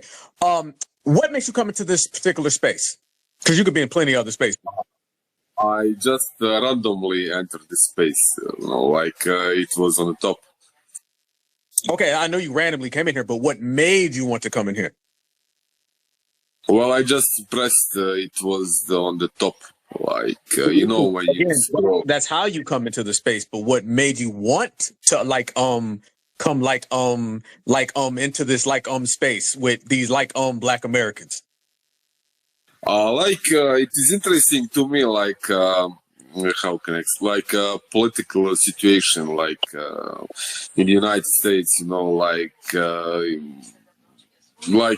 how you are separated, by the skin of your color and everything else. And I wanted to ask you, are you communist with your that He said with the skin of your color, everybody, not the color of your skin. Yo, Nico Bellic from Grand Theft Auto 4 is killing me. I'm trying This to laugh right over here. here. No. This is Ivan Drago from Rocky. I have no idea what he said, but family, listen. Normally we would entertain that, and I'd have a good time, but he's got to go. I can't too much more. Okay, that's just horrible. I wanted to ask him about his Candace Owens situation. Yeah, but he would have liked until this time tomorrow, and I got to go on live tonight, everybody, at 8:00 on the Black Alpha Network. So we're gonna to the rest of these speakers. Okay, who's next? Family, I want y'all to understand that just because he agreed with my assessment on how Jewish people are treated does not mean that he agrees that we are victims of hate crimes. So the dude came up and he probably has some type of beef with Jews or whatever the case is, but that does not mean that he is on our side. So family, do not get that twisted. Just because they agree with you on certain things, notice that supremacists agree with Tariq a lot or Jason Black a lot when they talk about people. They cheered him on. They got the pom-poms. Great, until he starts talking about supremacist ass. Then Tariq and Jason is public enemy, and Black Alpha is public enemy number one. So again, just because they come in agreeing with you does not mean that they're on your side. Thank you for saying that. I feel like sometimes they try to use us to help them with their whatever beef they got going on, and they're just using us. Yeah, absolutely. So I'm glad you said that. If you look at his page right now, I'm looking at his page. All of it is like Candace Owens. Is there? He's talking crap on Trump and what his decision on the ceasefire. All this is he's clearly got an issue with. Y'all go handle that yourself. See, that's the thing about white supremacy right there. White supremacy always uses Black Americans as that 1% extra to get them over their conflict with another person. They've always done. You go to the Civil War, right? Woo! During the Civil War, they needed us. So they said, let's get the Black folks. You can even go into something like the National Football League, or you can go into Major League Baseball. Everyone knows that the Negro League had all of the best players. So one white man who wanted to beat another white man went and recruited Black man so he can get that extra advantage over his fellow male counterpart. They've always done that to Black Americans. Republicans and Democrats do that. They don't care about us. They'll only pretend to agree with us in certain elements, like my brother Sage just said, so they can get that 1% extra advantage. If it all comes down to 50-50, who's going to be that breaking tie? And that's what we've always been to these folks, that breaking advantage, that breaking tie that puts the other man above the next one. Now they're fucked in the game because we are not allowing ourselves to be that political football, to be that mule, to be that pawn that gives a white man an advantage over another white person. We're strategically advantage ourselves by saying we're going to stick to our own. We're not going to play left or right. We're going to stay right here on foundational Black American time. So if two people have a problem, they're going to have to settle that amongst themselves. No longer will we be the recruits that give that person that extra little uplift and uptick so they can say, see, I won, because that's what they do. They'll say, Black person, help me beat this white person, and we'll give you this, that, and the other thing. Black person helps. Then they say, thanks, nigger, goodbye. And then they shake hands. Anybody doesn't believe me? Look at the Civil War, 40 acres and a mule. All right. They always do that. They'll use you and then they'll turn on you. And then that man and that other man, they're going to go back to that dinner table and have some Brussels sprouts. And then they're probably going to go upstairs and sleep with their sister and then do some fentanyl as well. I'm just saying, that's what I heard. Word on the curb. I can't confirm nor deny that. Woo! Teach, Black Alpha. Teach. What is it that you always say, my brother? You said two people can be doing the same things for two different reasons. Absolutely. And that is exactly what we're seeing here. Not just with these folks. With the whole illegals and things like that, you got Black people saying, oh, we're sitting this out because you voted for Kamala. And we're saying, no, we're sitting this out because of the way that you've been treating us throughout these years in our interactions with you. So I feel you 100-fold when you say that, because every time you say that, family, somebody else comes in and shows how they're doing certain things for something totally different than what we're doing, and then try to act like it's a camaraderie thing between us. So yeah, I truly love that saying, family.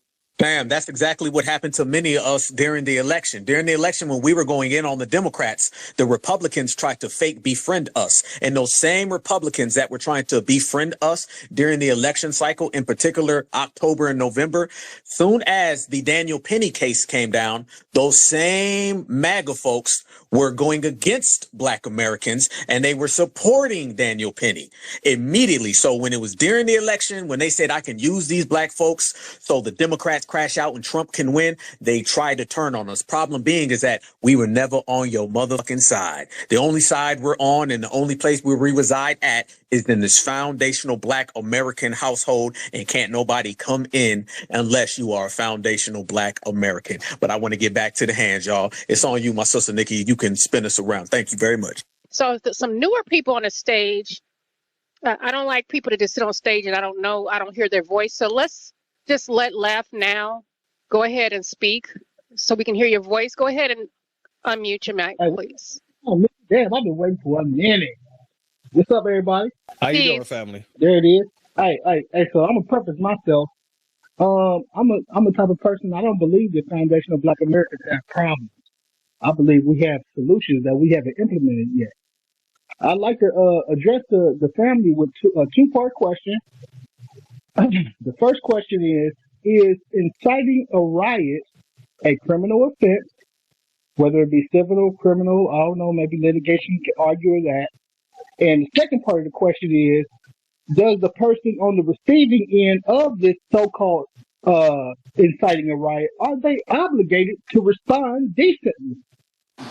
Yes. And I'm about it. I wanted to close myself with that. I'll land my plane. Thank you, y'all. Yes to both. Thank you. I agree. Thank you. So the next person, are you still trying to speak, Mr. Church? No, I just wanted to say I agree that the answer to both questions is yes. Period, point and blank. Yes, it's a criminal act to incite a riot. And then also, you're going to get what you get when you incite that riot. And we don't have to do anything. We don't have to want to be a part of what you're inciting. So, yeah, it's going to be a yes on that end. So the next logic, so where logic leads us in that we don't have to accept, when I think about the rapper dude, well, we call himself a rapper, the Mexican dude talking about, I wish it was some Black dudes in here so I could say that to their face. He was communicating with us in a certain kind of way that we might not be ready for, and that he was saying, okay, I ain't saying this to you in words. I'm communicating to you in actions.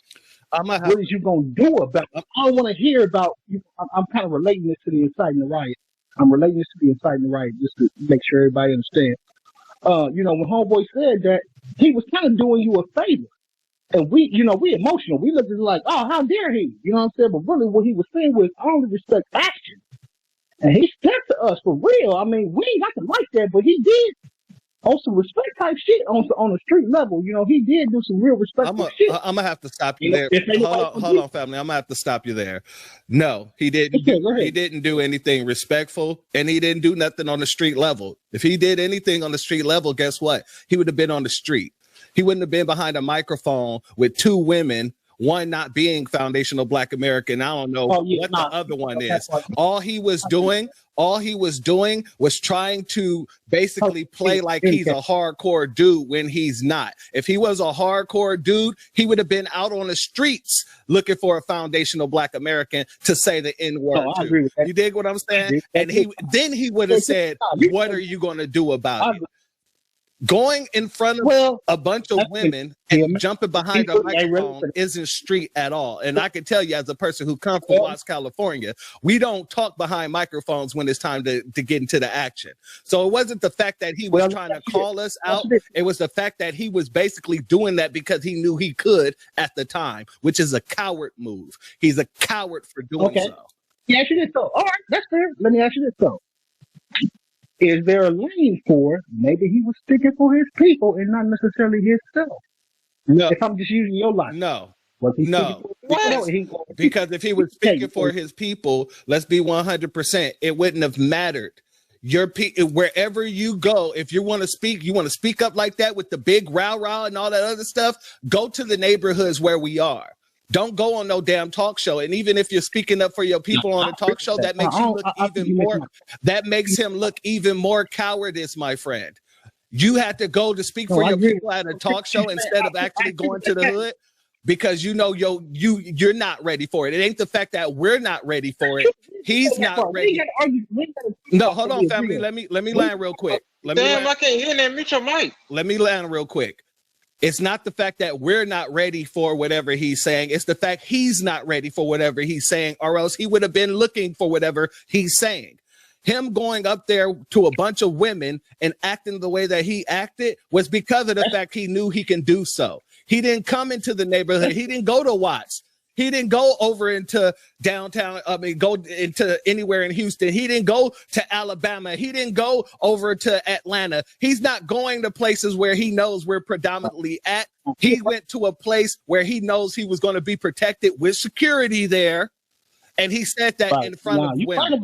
But again, that's him as an individual. But what if the larger, I'm talking about on a world scale, as far as, dude, did you come up here to debate or argue? What is up with you? Crack or something. What is wrong with you? I knew he getting on my nerves. My bad. I got a point. Wait a minute. I knew he went since he had that damn Joker picture on his profile. I knew he was on some clown shit. That's why I ain't saying that. Okay, what I would say to this is that I got a point though. Can I finish my point though? Hold on, Joker. There's no mute up and let Sage speak. Let Sage speak. You spoke already. Now go ahead. Sage. There's no video that I've seen that has some type of Mexican or whatever this dude was. That there's no Mexican dude in this world, in America, that's going to different black neighborhoods screaming out the word N-word, screaming out the N-word. There's no Mexican dude doing that. I have not seen the video. I don't even know what hood that would be in. It doesn't matter. You don't have to be the most intelligent black dude, but if a Hispanic is coming around a black neighborhood, whether that be New York, LA, anywhere, Miami, Chicago, Atlanta, whatever, you know, they're not going to come there and scream that word out. They know better. So for you, brother, to say that maybe he's trying to test us or whatever. No, he's not. He went to a controlled environment and said that. I'm pretty sure if he was on any type of show and there were brothers actually in the room, the dude gave himself away when he said, I wish there was brothers in here. Usually when people say things like that, subconsciously, he's happy that there were no brothers in there to check him. So again, and if he feels like that, he can always come to any black neighborhoods. I mean, they're not moving. The black neighborhoods still the black neighborhoods. They're still there right now as we speak. He can go there and then say that and then see what happens. Again, we don't condone any violence, like my sister Nikki said. I want to repeat this. We don't condone any violence, but I don't think it'll go down the way that people may hypothesize it's going to go down. That's what I would say with that. Real quick, there is, like you said, nobody going into these neighborhoods, our neighborhoods, doing these things. And this is why I had to stop him when he was making it seem like, oh, he might be doing something we're not ready for. We're ready for everything and anything. We were born ready, so we didn't have to get ready. And when I heard that, it just irritated me because it did seem like you was trying to big up this bowl of goddamn this taco tostada dude. That's what he's shaped like. Anyway, the fact of the matter is this. If he was a real one, Wait, what? you remember those tostada bowls back in elementary, wide, but if you were a real one, you're not going to go into a controlled environment. You're not going to go there with security, and you're not going to sit there and try to say something in front of women when you can actually walk outside and catch the men. That's a cowardice move. And we're not going to sit here and allow people to try to make it seem like he was being brave for his people. If he was being brave for his people, then he would be out there actually getting physical and busy. He wouldn't be sitting behind a microphone thinking that he's speaking for his people. Let's be real clear. And I'm going to be honest with you. It is self-defense, and coming to our neighborhoods, screaming out the N-word, acting in the manner in which you're acting, that right there shows hostility. The same way you said, I wish there was somebody here. That was a hostile statement. So if you really wish that, you would go into the neighborhoods where we are, then say it and see what your wish will get you. Be careful what you wish for, because ain't nobody going to be able to do it like us, one. And two, you all lose because we're going to win. I'll pass that back to you, my brother. Shout out to you, family. Hey, straight smoke. I think one of the next situations that is going to pop off is going to be somewhere in the South. And you're going to have a lot of these folks who get very bold and think that they're going to come out here disrespecting America and burning the flag like they do in California. And then they're going to wake up and find out they don't have Gavin Newsom protecting them. And they're going to find out Governor Abbott and, you know, down here, it's not too sweet.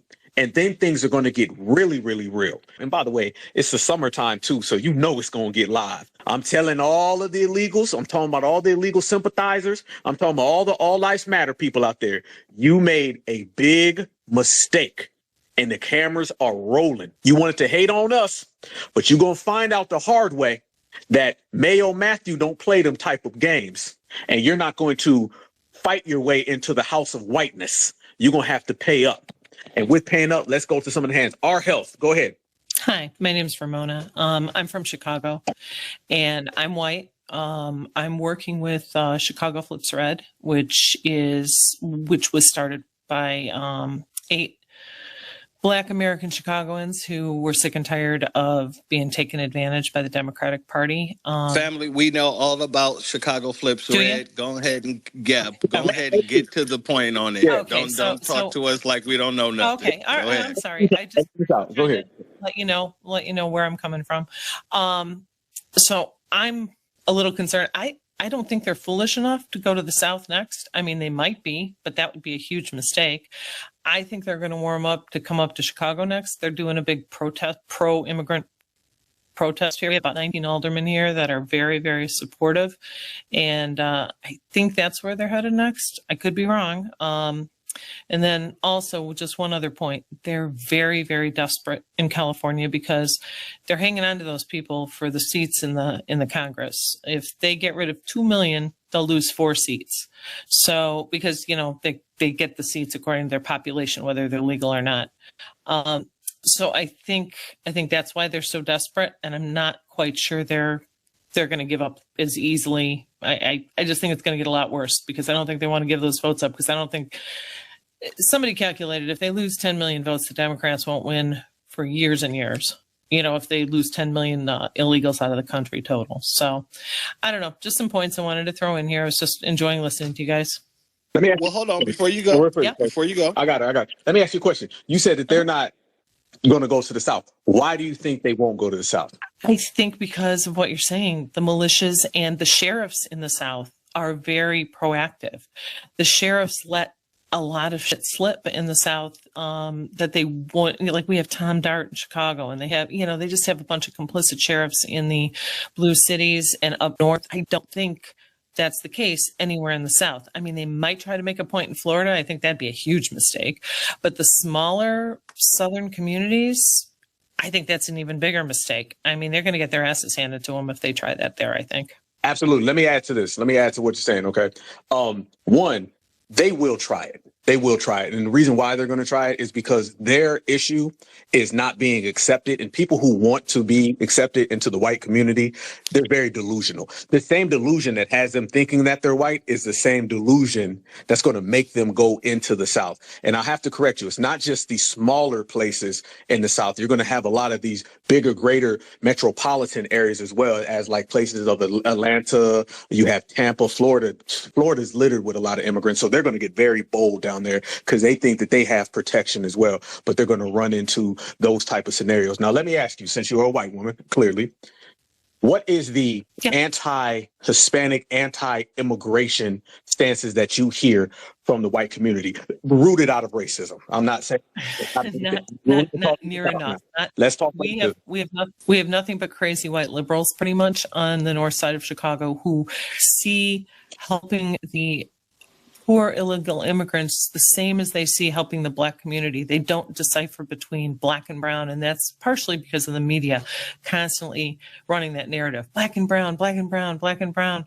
They have shoved all the shelters in Chicago into the Black neighborhoods. They have hardly put any up here because they don't want people to get a realistic view of what is going on. So they just keep shoving the narrative, oh, if you're against immigrants, then you're against Black and brown people. Where the Black people here have been shouting from the rooftops that we want them out of our community. We don't want this shit. So the white people just are oblivious in the city. No, I asked you about white people, but you gave me a political side. What about the conservatives? I'm talking about the white community as a whole, because it's Because a lot of times when we mention the white community, it gets put in the boxes of like liberal, conservative, Democrat, Republican. And that gives the notion that white supremacy is only relegated to one side, which I know it's not. So can you tell me about it's all not. white people, like your community, not a liberal, conservative, a Democrat, Republican? I'm talking about the greater white community beyond a political perspective. Are they more accepting of Hispanic? Is that what you're asking? No, like what are the racial sentiments that you've heard white people say about Mexicans? And I am a black man, and I've heard a hell of a lot of racial sentiments said towards Mexicans from whites. So I know you've heard them growing up. So what did you hear? What's the main course that you've heard in terms of how white people, your community, feel about Mexicans and Latinos and illegals as a whole? Yeah, I don't have a lot of interaction with anybody except people in Chicago and the north suburbs. And most of them we live in very mixed neighborhoods, like the people that I know. So you don't hear a lot, except that in the suburbs, the suburban white people that are friends of mine, they are really getting tired of the immigrant altogether, the immigrants with the tax money and everything else. They're getting tired of it as a whole. They really don't care what color the immigrants are. I mean, I've had white people complaining about the Ukrainian immigrants because they're on welfare here. So I'm not hearing that, maybe in the South it's different. Here, we don't have a lot of racial problems. It's like racial commentary. It's more of the monetary commentary. Ma'am, can I ask you a question? I have to disagree. Dr. Martin Luther King said Chicago is the most racist place he's ever been to. Chicago is very rooted in racism. If you can go back and look at Dr. Martin Luther King when he went to Chicago, it looked like he was in Mississippi. Like Chicago is a that was during Old Man Daily, though. It's changed. Well, think about it. All those people had kids and they still live there because Chicago hasn't had the reverse migration. Those people ended up going to Chicago. No, it really hasn't been that long of a time. It hasn't changed. And by the way, I know people from Chicago, and I'm from 4 hours east of Chicago, so I'm not speaking as somebody who doesn't know Chicago. And the Chicago that I know is separate from the Chicago in which you're presenting. Okay, Chicago is a very, very racist place. As a matter of fact, Chicago is the most racist place in the entire Midwest, and it hasn't changed or gotten any better at all in Chicago. You can look at every single thing in Chicago, and how come the white community typically always brings up Chicago whenever they're trying to use Chicago as a proxy for black criminality?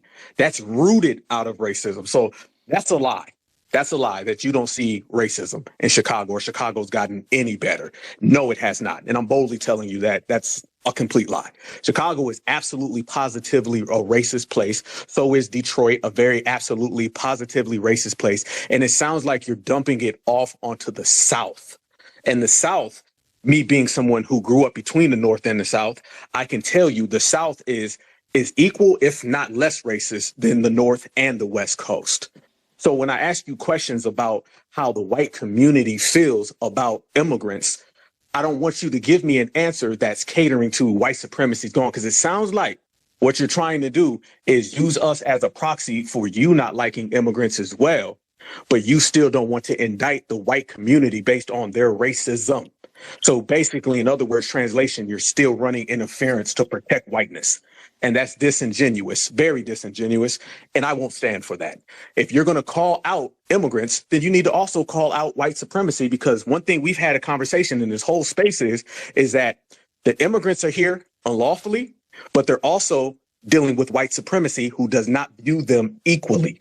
And there's no ordinance between liberal or conservatives. They both practice white supremacy, just different tactics. So I want you to be honest about the racism in the white community. And that's why I asked you that question, because there's this thing where liberals come to us and they want us to be recruited for their version of white supremacy. And then conservatives come to us and they want us to be recruited for their version of white supremacy. But they're both practicing supremacy and they're both trying to use us as a catalyst for it. So I want you to be very honest about Chicago. Before we let her continue real quick, I just wanted to say real quick, because my brother already then broke you down like a compound. He had already broke you down like a pound to drive. All over your page, there's MAGA.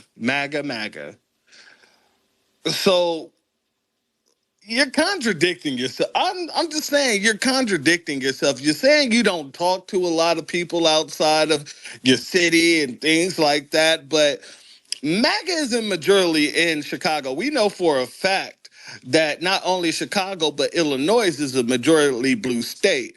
So by saying things like what you said, and then we look at your page and it's the complete opposite of what you're saying, I'm kind of confused of why you think we should even listen to your opinion.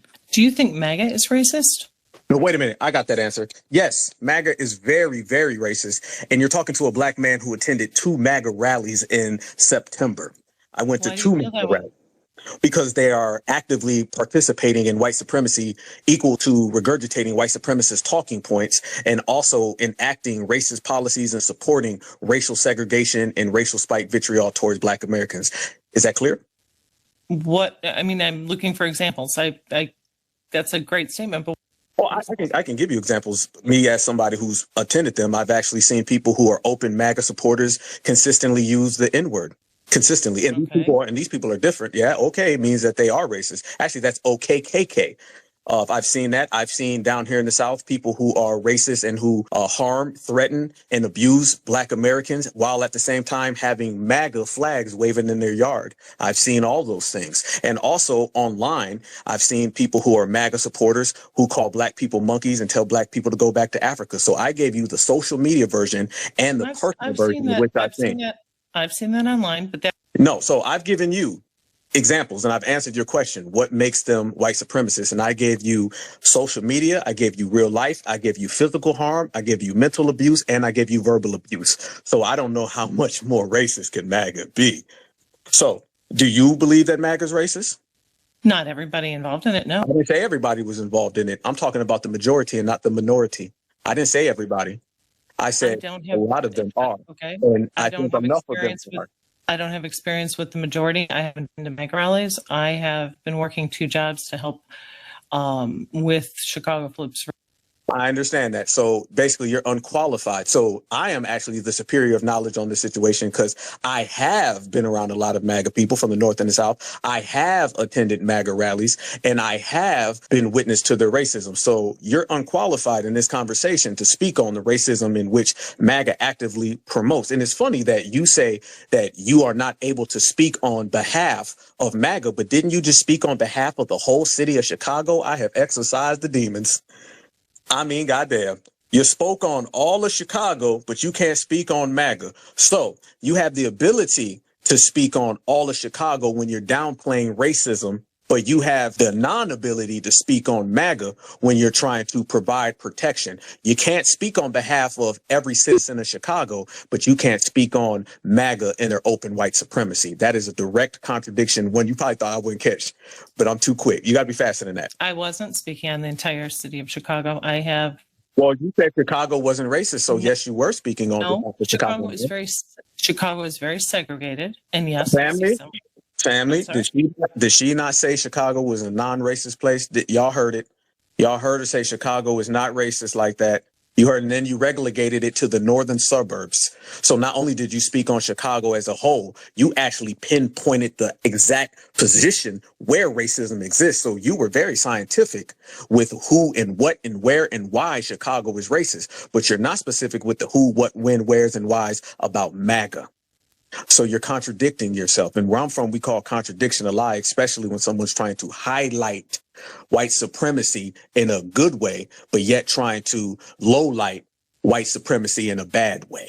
White supremacy is never good. I'm not trying to highlight it in a good way. My brother Black Alpha, real quick, hold on. I'm going to let you finish grilling this woman. If everybody look at the purple pill, I just posted something in there that this woman reposted from Elon Musk.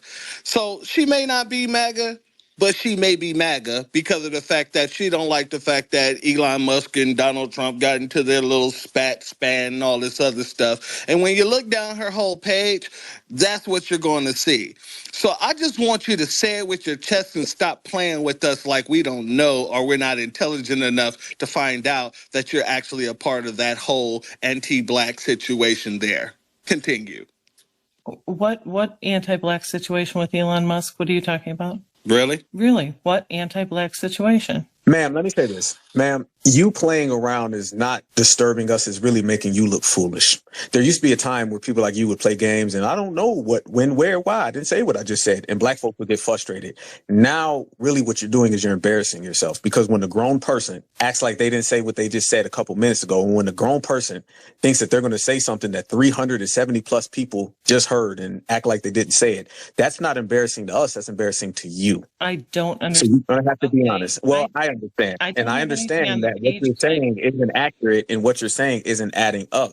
And you playing dumb and silly and you don't understand. These are your words, ma'am. You stated all these things, and all I just did was quoted what you said verbatim. And I poked holes in every single line which you thought you presented. And I did it very calmly. So as you say you don't understand, I understand. As you say you've never been to a MAGA rally, I've been to a MAGA rally. As you say you don't understand Chicago, I understand Chicago. So that is 1, 2, 3, 4, 5 why I know what I'm talking about, and 1, 2, 3, 4, 5 why you're embarrassing yourself. And it's not good and it's not healthy. You say you're Ramona Health. Well, you're not being very healthy, Ramona. it's Heath, And you're and gonna have to I've step lived away. in Chicago for 40 years, and I have a lot of experience in the city Okay. of Chicago. Well, you just told me that you can't speak on a place that you've lived for 40 years. No, I can speak on it, but I can't speak on Well, every just a minute ago you neighborhood, said you couldn't. and I can only Ma'am, speak on my just a minute ago personal you said you experience. couldn't. You're flip-flopping, ma'am. Ma'am, you're flip-flopping. Okay. Okay. I joined Yes. Okay. to listen Okay. and to talk. Okay. Yes, you did. You did talk, and now I'm talking. And when a Black American's talking, you need to listen, because I'm educating you. And what you need to do is take this lesson in which I'm providing you, so maybe next time you would actually understand things, opposed to saying you don't understand things. Or if you're saying things that you do understand and pretending that you don't understand them, you won't say that so abundantly clear and embarrass yourself in the process. I'm only doing the teaching, can't do all the reaching, but we in here preaching. So you know, like I know, that Chicago is extremely racist. And you know, like I know, you understand every single thing I'm saying. You're just too cowardly to admit it. And you know, like I know, that you're trying to recruit us for your political version of white supremacy's ways, but we are not willing participants to be pawns in your game. We don't play those games. I'm not We're trying not to out recruit here you at to all. fight for anybody's other rights. What we're doing here is that we're focusing on ourselves. And you're not going to win some type of brownie points with us by coming down on illegals. We don't rock with illegal invaders. We don't rock with white supremacy, whether that white supremacy is in the north, south, east, or west, whether that's in the Chicago suburbs or the Chicago projects. At the end of the day, you know what I'm saying is true, because you just admitted that you lived in Chicago for 40 years. And if you lived there for 40 years and you have a newspaper, then you've seen all types of the racial segregation and all of the anti-blackness. You ever heard of a guy named Laquan McDonald? Yes. Okay. Well, was that based on white supremacy or not? I think it was based on probably. I don't know Van Dyke's mental state. Well, exactly. So you just admitted to me that I'm right. 16 shots was how many times our brother was harmed.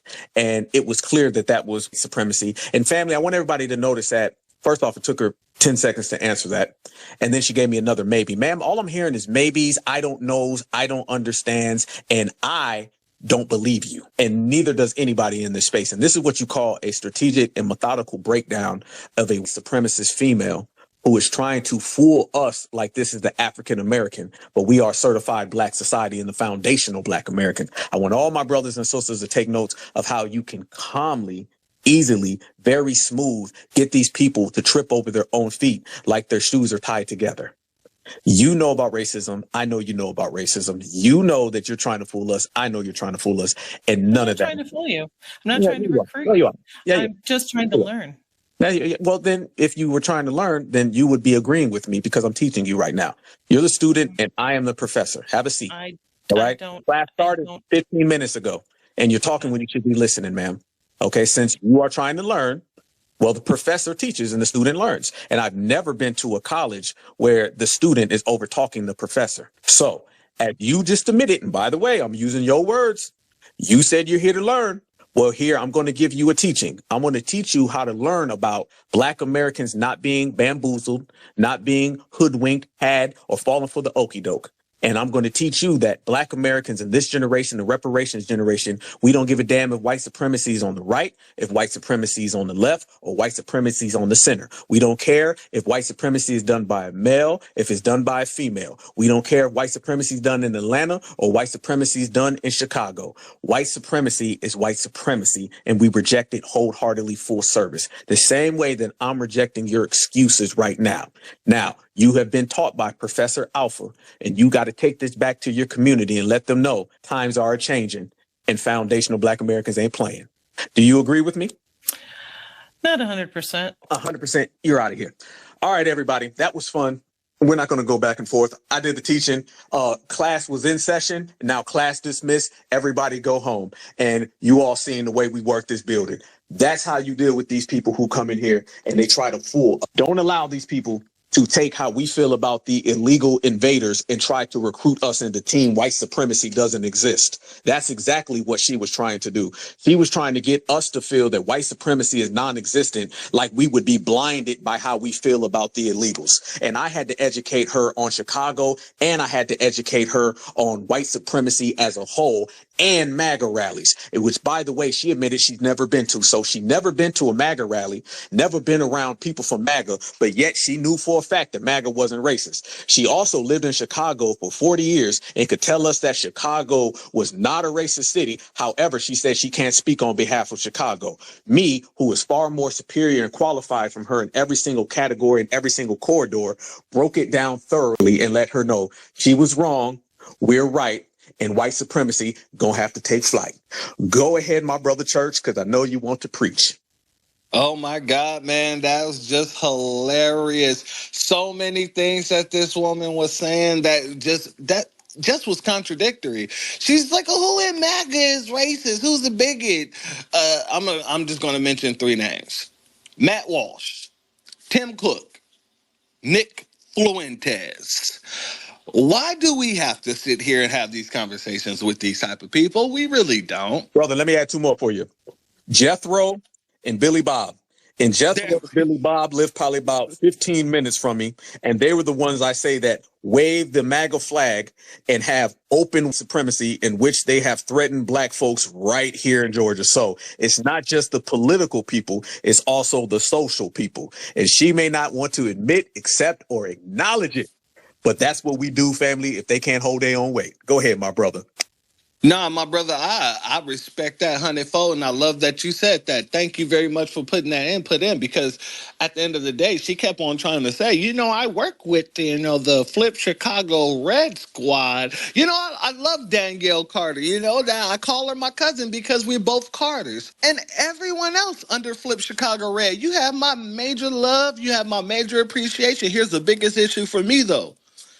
When you are sitting here saying that you all across your whole page is MAGA, MAGA, MAGA, and you're reposting MAGA, MAGA, MAGA, Elon Musk.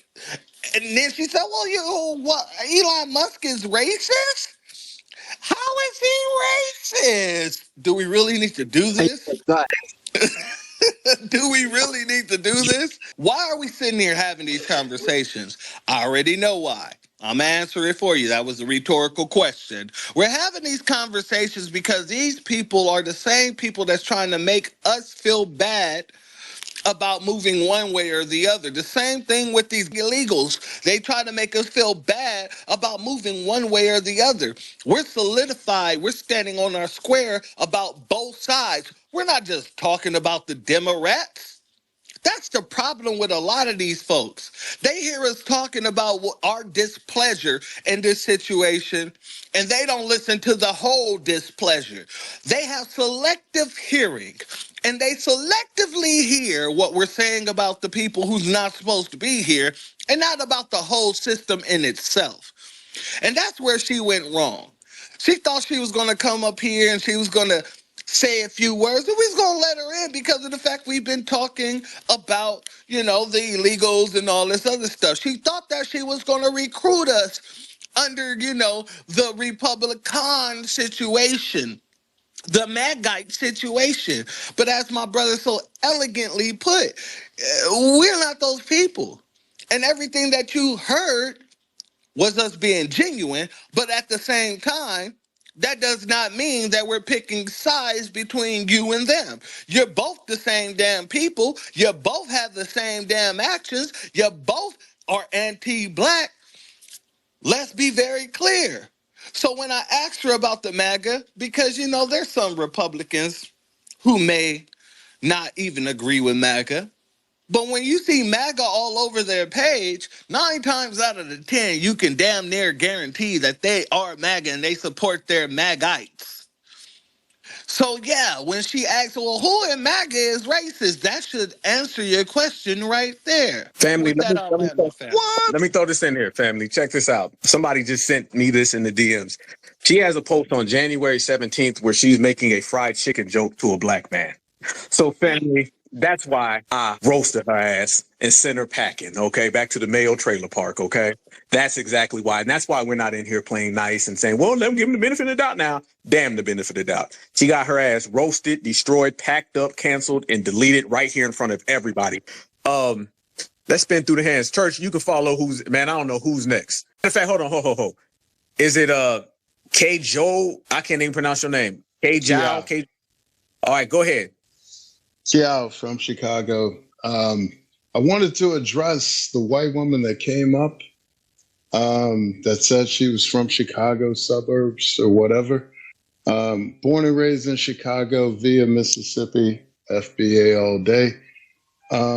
Chicago is one of the most racist places I've been all over the country and outside of the country. Chicago is one of the most racist places I've ever been in my life.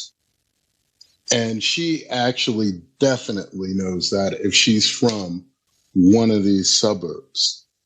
Because one of the suburbs that she would actually come from would probably be one of the northwestern suburbs of Chicago, which are mostly racist. I mean, like, these are the places that literally people will throw rocks at your kids, you know, and I'm not even exaggerating, you know, so that was a total lie, you know, and I'm glad you exposed that. I've been listening to you for a few years, my brother, and I appreciate you and I love what you do.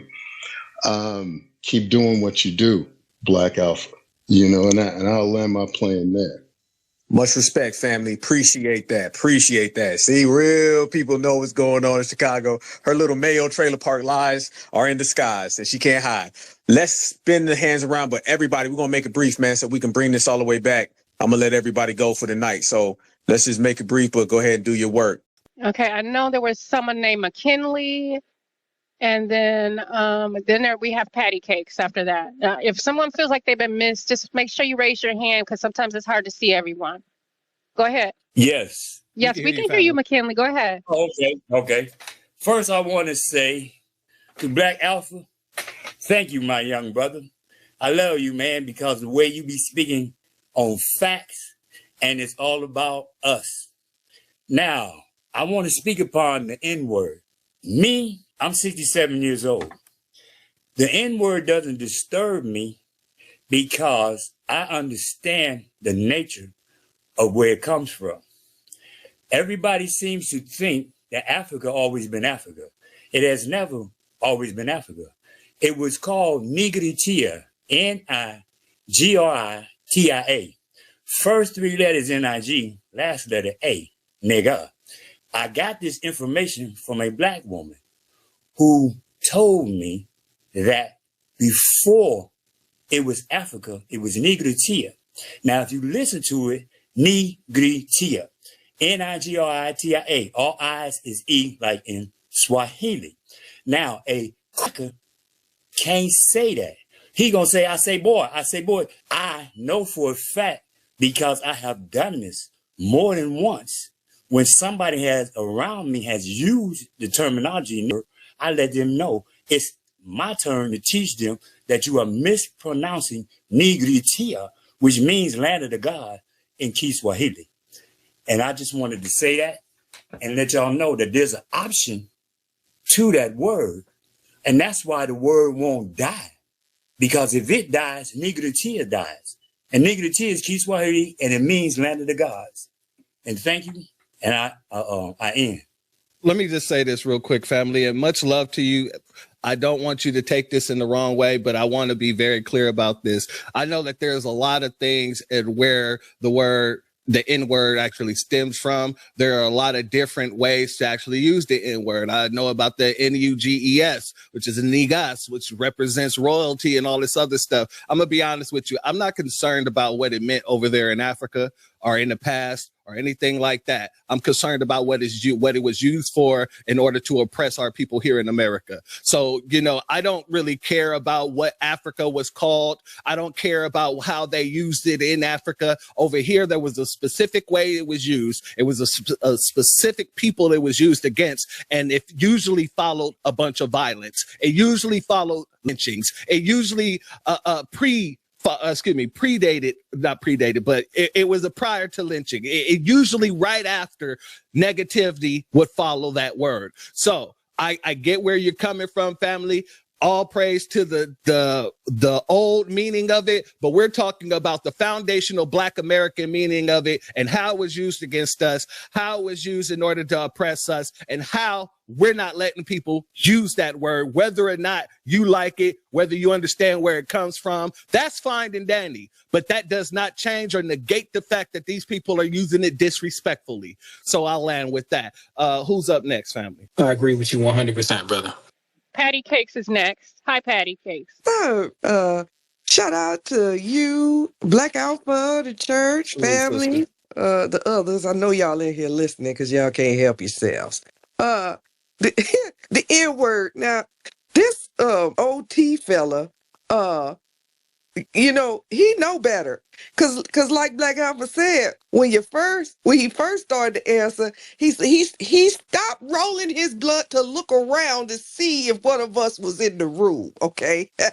And you know why he did that, ladies and gentlemen? He did that because he didn't been in the correction facility. And he knows what it's like in the correctional facility. He ain't finna go in the correctional facility saying that. You know why? Because his elders is not He ain't gonna trying to know get that. no fat lip. But his elders is not, because they don't. The elders, them other Latinos that's in there, they not gonna say it. They know. So no, you don't get a chance to say it. And another thing about the N word, we took back the power of that word. Like we'll take someone, remix it, and it is now ours. You know what, you other folks, you know what y'all got? Go on and speak y'all language. Y'all like, we ain't got no language, we ain't got no this or that. Go speak your own thing. That's our word. And if you say it, I can't tell you what's gonna happen afterwards, but the warning is out. Don't say it. Because it's our word. And we've taken the power over the word. So I just wanted to say hi, let y'all know I love y'all, and thanks for letting me speak. Black Freeman, can you unmute yourself? Are you on a double mute? Hey man, peace to the room. Hey, I'm coming up out of Houston, man. This OT cat, he is not from Houston. He ain't from Fifth Ward, South Park, Acres Home. He ain't been to none of these spots like that. And these are Black American communities. This dude is from he's in the country, like Missouri County. That's one of the racist counties out this way, on the outskirts of Houston. And the Mexicans out there where they very racist, like the white folks out that way. So everything he talking about is not true. It's due to the rap culture that's down here. And all these cats that's in this rap culture are allowing these Mexicans to say this here. You know what I mean? Because, we got Paul Wall that's in the rap culture that's down here. He ain't never said that word. So it's just an excuse. So, don't believe nothing this dude is saying down here. And that's all I got to say. Hey, that's 100 though, family. Paul Wall, you have not heard anything come out about Paul Wall saying that word whatsoever, and Paul Wall kicking with nothing but black folk. His wife is black, if I'm correct. I believe his wife is black and his children are mixed. I have never heard any bad things about Paul Wall out here when it comes to him saying anything like that. You're absolutely correct there, family. Hey man, all the real Mexicans down here, they know not to cross that line. They respect that. You know what I mean? I don't know what's up with these new age cats, because this ain't real right here. What he talking about? And he causing a lot of confusion right now. You know what I mean? But I'm glad he's doing that because it's waking a lot of us up. You know what I mean? Because down here, you know, everybody let a lot of stuff slide. And that make Houston look weak, especially on the black community side. You know what I mean? So y'all please don't think that we just down here letting these disrespect us like this, because that's not it. Let me hop in real quick, family. Let me say this to everybody. There's another rapper that said the N-word a long, long time ago. He go by the name of Eminem. And Eminem had tapes that came out, and he was saying the N-word left and right. And Irv Gotti, rest in peace, Irv. And Ja Rule came out, and they told everybody, and they put the tapes out. And a lot of black folks got mad at Irv Gotti and Ja Rule for exposing the boy. And this is why we have to gatekeep hip-hop culture, because hip-hop has put this little play and playground in a lot of people's head that you could just come around and disrespect FBA culture, and it's for everybody. See, those of us who are old enough to remember, there was this fake misnomer back in the 90s that hip-hop was bringing the world together. That's what everybody was on. They was like, yo, they all come here, they sing and dance at these concerts. But here's the thing. When they come to them concerts, they gonna sit there and cheer for that black artist on stage. They're gonna get in that car and they're gonna drive right back to the same side of town that they from. And they're gonna call you when they leave. What Ice Cube said it best. He said, you want to be like Jack, but Jack called nigga behind your back. You understand? So hip hop has allowed a lot of these people to infiltrate the culture. That's why it's been a great deal. Shout out to my brother Tariq again for the great documentary Microphone Check, because it was a gatekeeping documentary that kept everything in house. Hip hop allows a lot of these people to think that they're going to come in and disrespect everything. There's two items, family, that are going to disallow people from ever coming into our culture. It's going to be us gatekeeping, and it's also going to be us dropping receipts. Receipts just ain't about today. All right. You can go back and look at your receipts all the time, and it's going to be a documentation. So the receipts that we drop today is going to be receipts that the next generation and the next generation and the next generation can pick up and read. They can say, oh, okay, Mexicans were saying this. Oh, okay, Eminem said that. The same way I'm sitting here giving y'all this recollection of the receipt that Irv Gotti put down in 2004. There you go. Now we're going to say the same exact things in the future. So no, hip hop does not bring the world together. People trying to cling on to us. I've been saying for the longest amount of time, these people stand away from us socially and they stand next to us politically. They want to be next to us politically, so when the tangibles and the benefits and the resources come in, they can just snatch them up like a vulture and then fly away. Socially, these people don't want nothing to do with foundational black Americans unless it's something that's fun, singing and dancing. You can look at any type of thing that we've been through and they're nowhere to be found. We don't have to go back to the civil rights era. We don't got to go back to Rodney King and be like, hey man, where were they at then? They're not with us now. We all went to the rally for reparations. I see y'all in the building. My brother Sage, we was there. My sister Nikki was there. I didn't see any Latinos there. I didn't see none. Didn't see none. The expose, none of them. Never seen them out there. So you're not going to sit there. I thought we had a black and brown correlation. I think they. Well, brother, it's really the black and brown coalition, and I got to pat myself on the back for coming up with that one. You know what I'm saying? I impress myself sometimes with some of the lingo and the vernacular, man. But it's a coalition, just like it's a minority and just like it's a leech of color. You know what I'm saying? And what all those things have in common? I don't mean to cut you off, my brother, but I'm glad you said coalition. Why did I hear one of these Nabisco podcasters saying they don't have coalition? It's a coalition. So they're hearing you. They're hearing us. They're reusing. They're reusing what we're saying, family. I just wanted to let you know that. I'm glad you brought that to my attention, boy. They be stealing my shit, man. That's why them trolls. Shout out to all my moderators too, man, to be getting them folks up out of there. They be leaning all in my spaces, taking my shit, but that's okay because they can do the same thing that we do. They just can't do it like us because ain't nobody like us. I told everybody last year it was they not like us. This year is all about us. Big difference, fam. We put all the delineation right there on the corner. They see what it is. Now they can't come around that corner. But now it's just all about us. So none of these Latinos are going to come into space. And I want to make this real clear again, okay? Because there's this thing in our community where we talk about this, that, and the other thing. Shout out to my brother who was just talking. I don't view this as Texas or Houston looking weak, okay? Because I know that these people only say things around folks they can get away with it. It's the same thing in New York. It's the same thing in LA. It's not about where you from, it's how you come. You ain't see one foundational black American there, so you can't put this on FBA. And it's the same exact thing with this situation with illegal OT. Who is there? Isn't that Cleo Trapper lady? Ain't she tethered to? We know Angela Yee is. And by the way, I heard Gucci Man was digging her out. Y'all seen that? She ain't no goddamn FBA. These are not foundational. Gucci Man, Vado. There's a couple of people that was hitting that. Okay. You lied on me, Angela Yee. I mean, she know what time it is. These people know what it is. They don't come around the real ones. It's funny how these counterfeits got these stories of being around these others all day long, but we don't have none. We can all go around all day long and not bump into none of these people. Why is that, family? Because that energy radiates off of you, and they see us and they say, no, I'm gonna go the other direction. Let me spin that way, because they know they don't want no problems with us. So it's not about your region. It's not about where you're from. It's how you act. It's how you are. There's not one place in America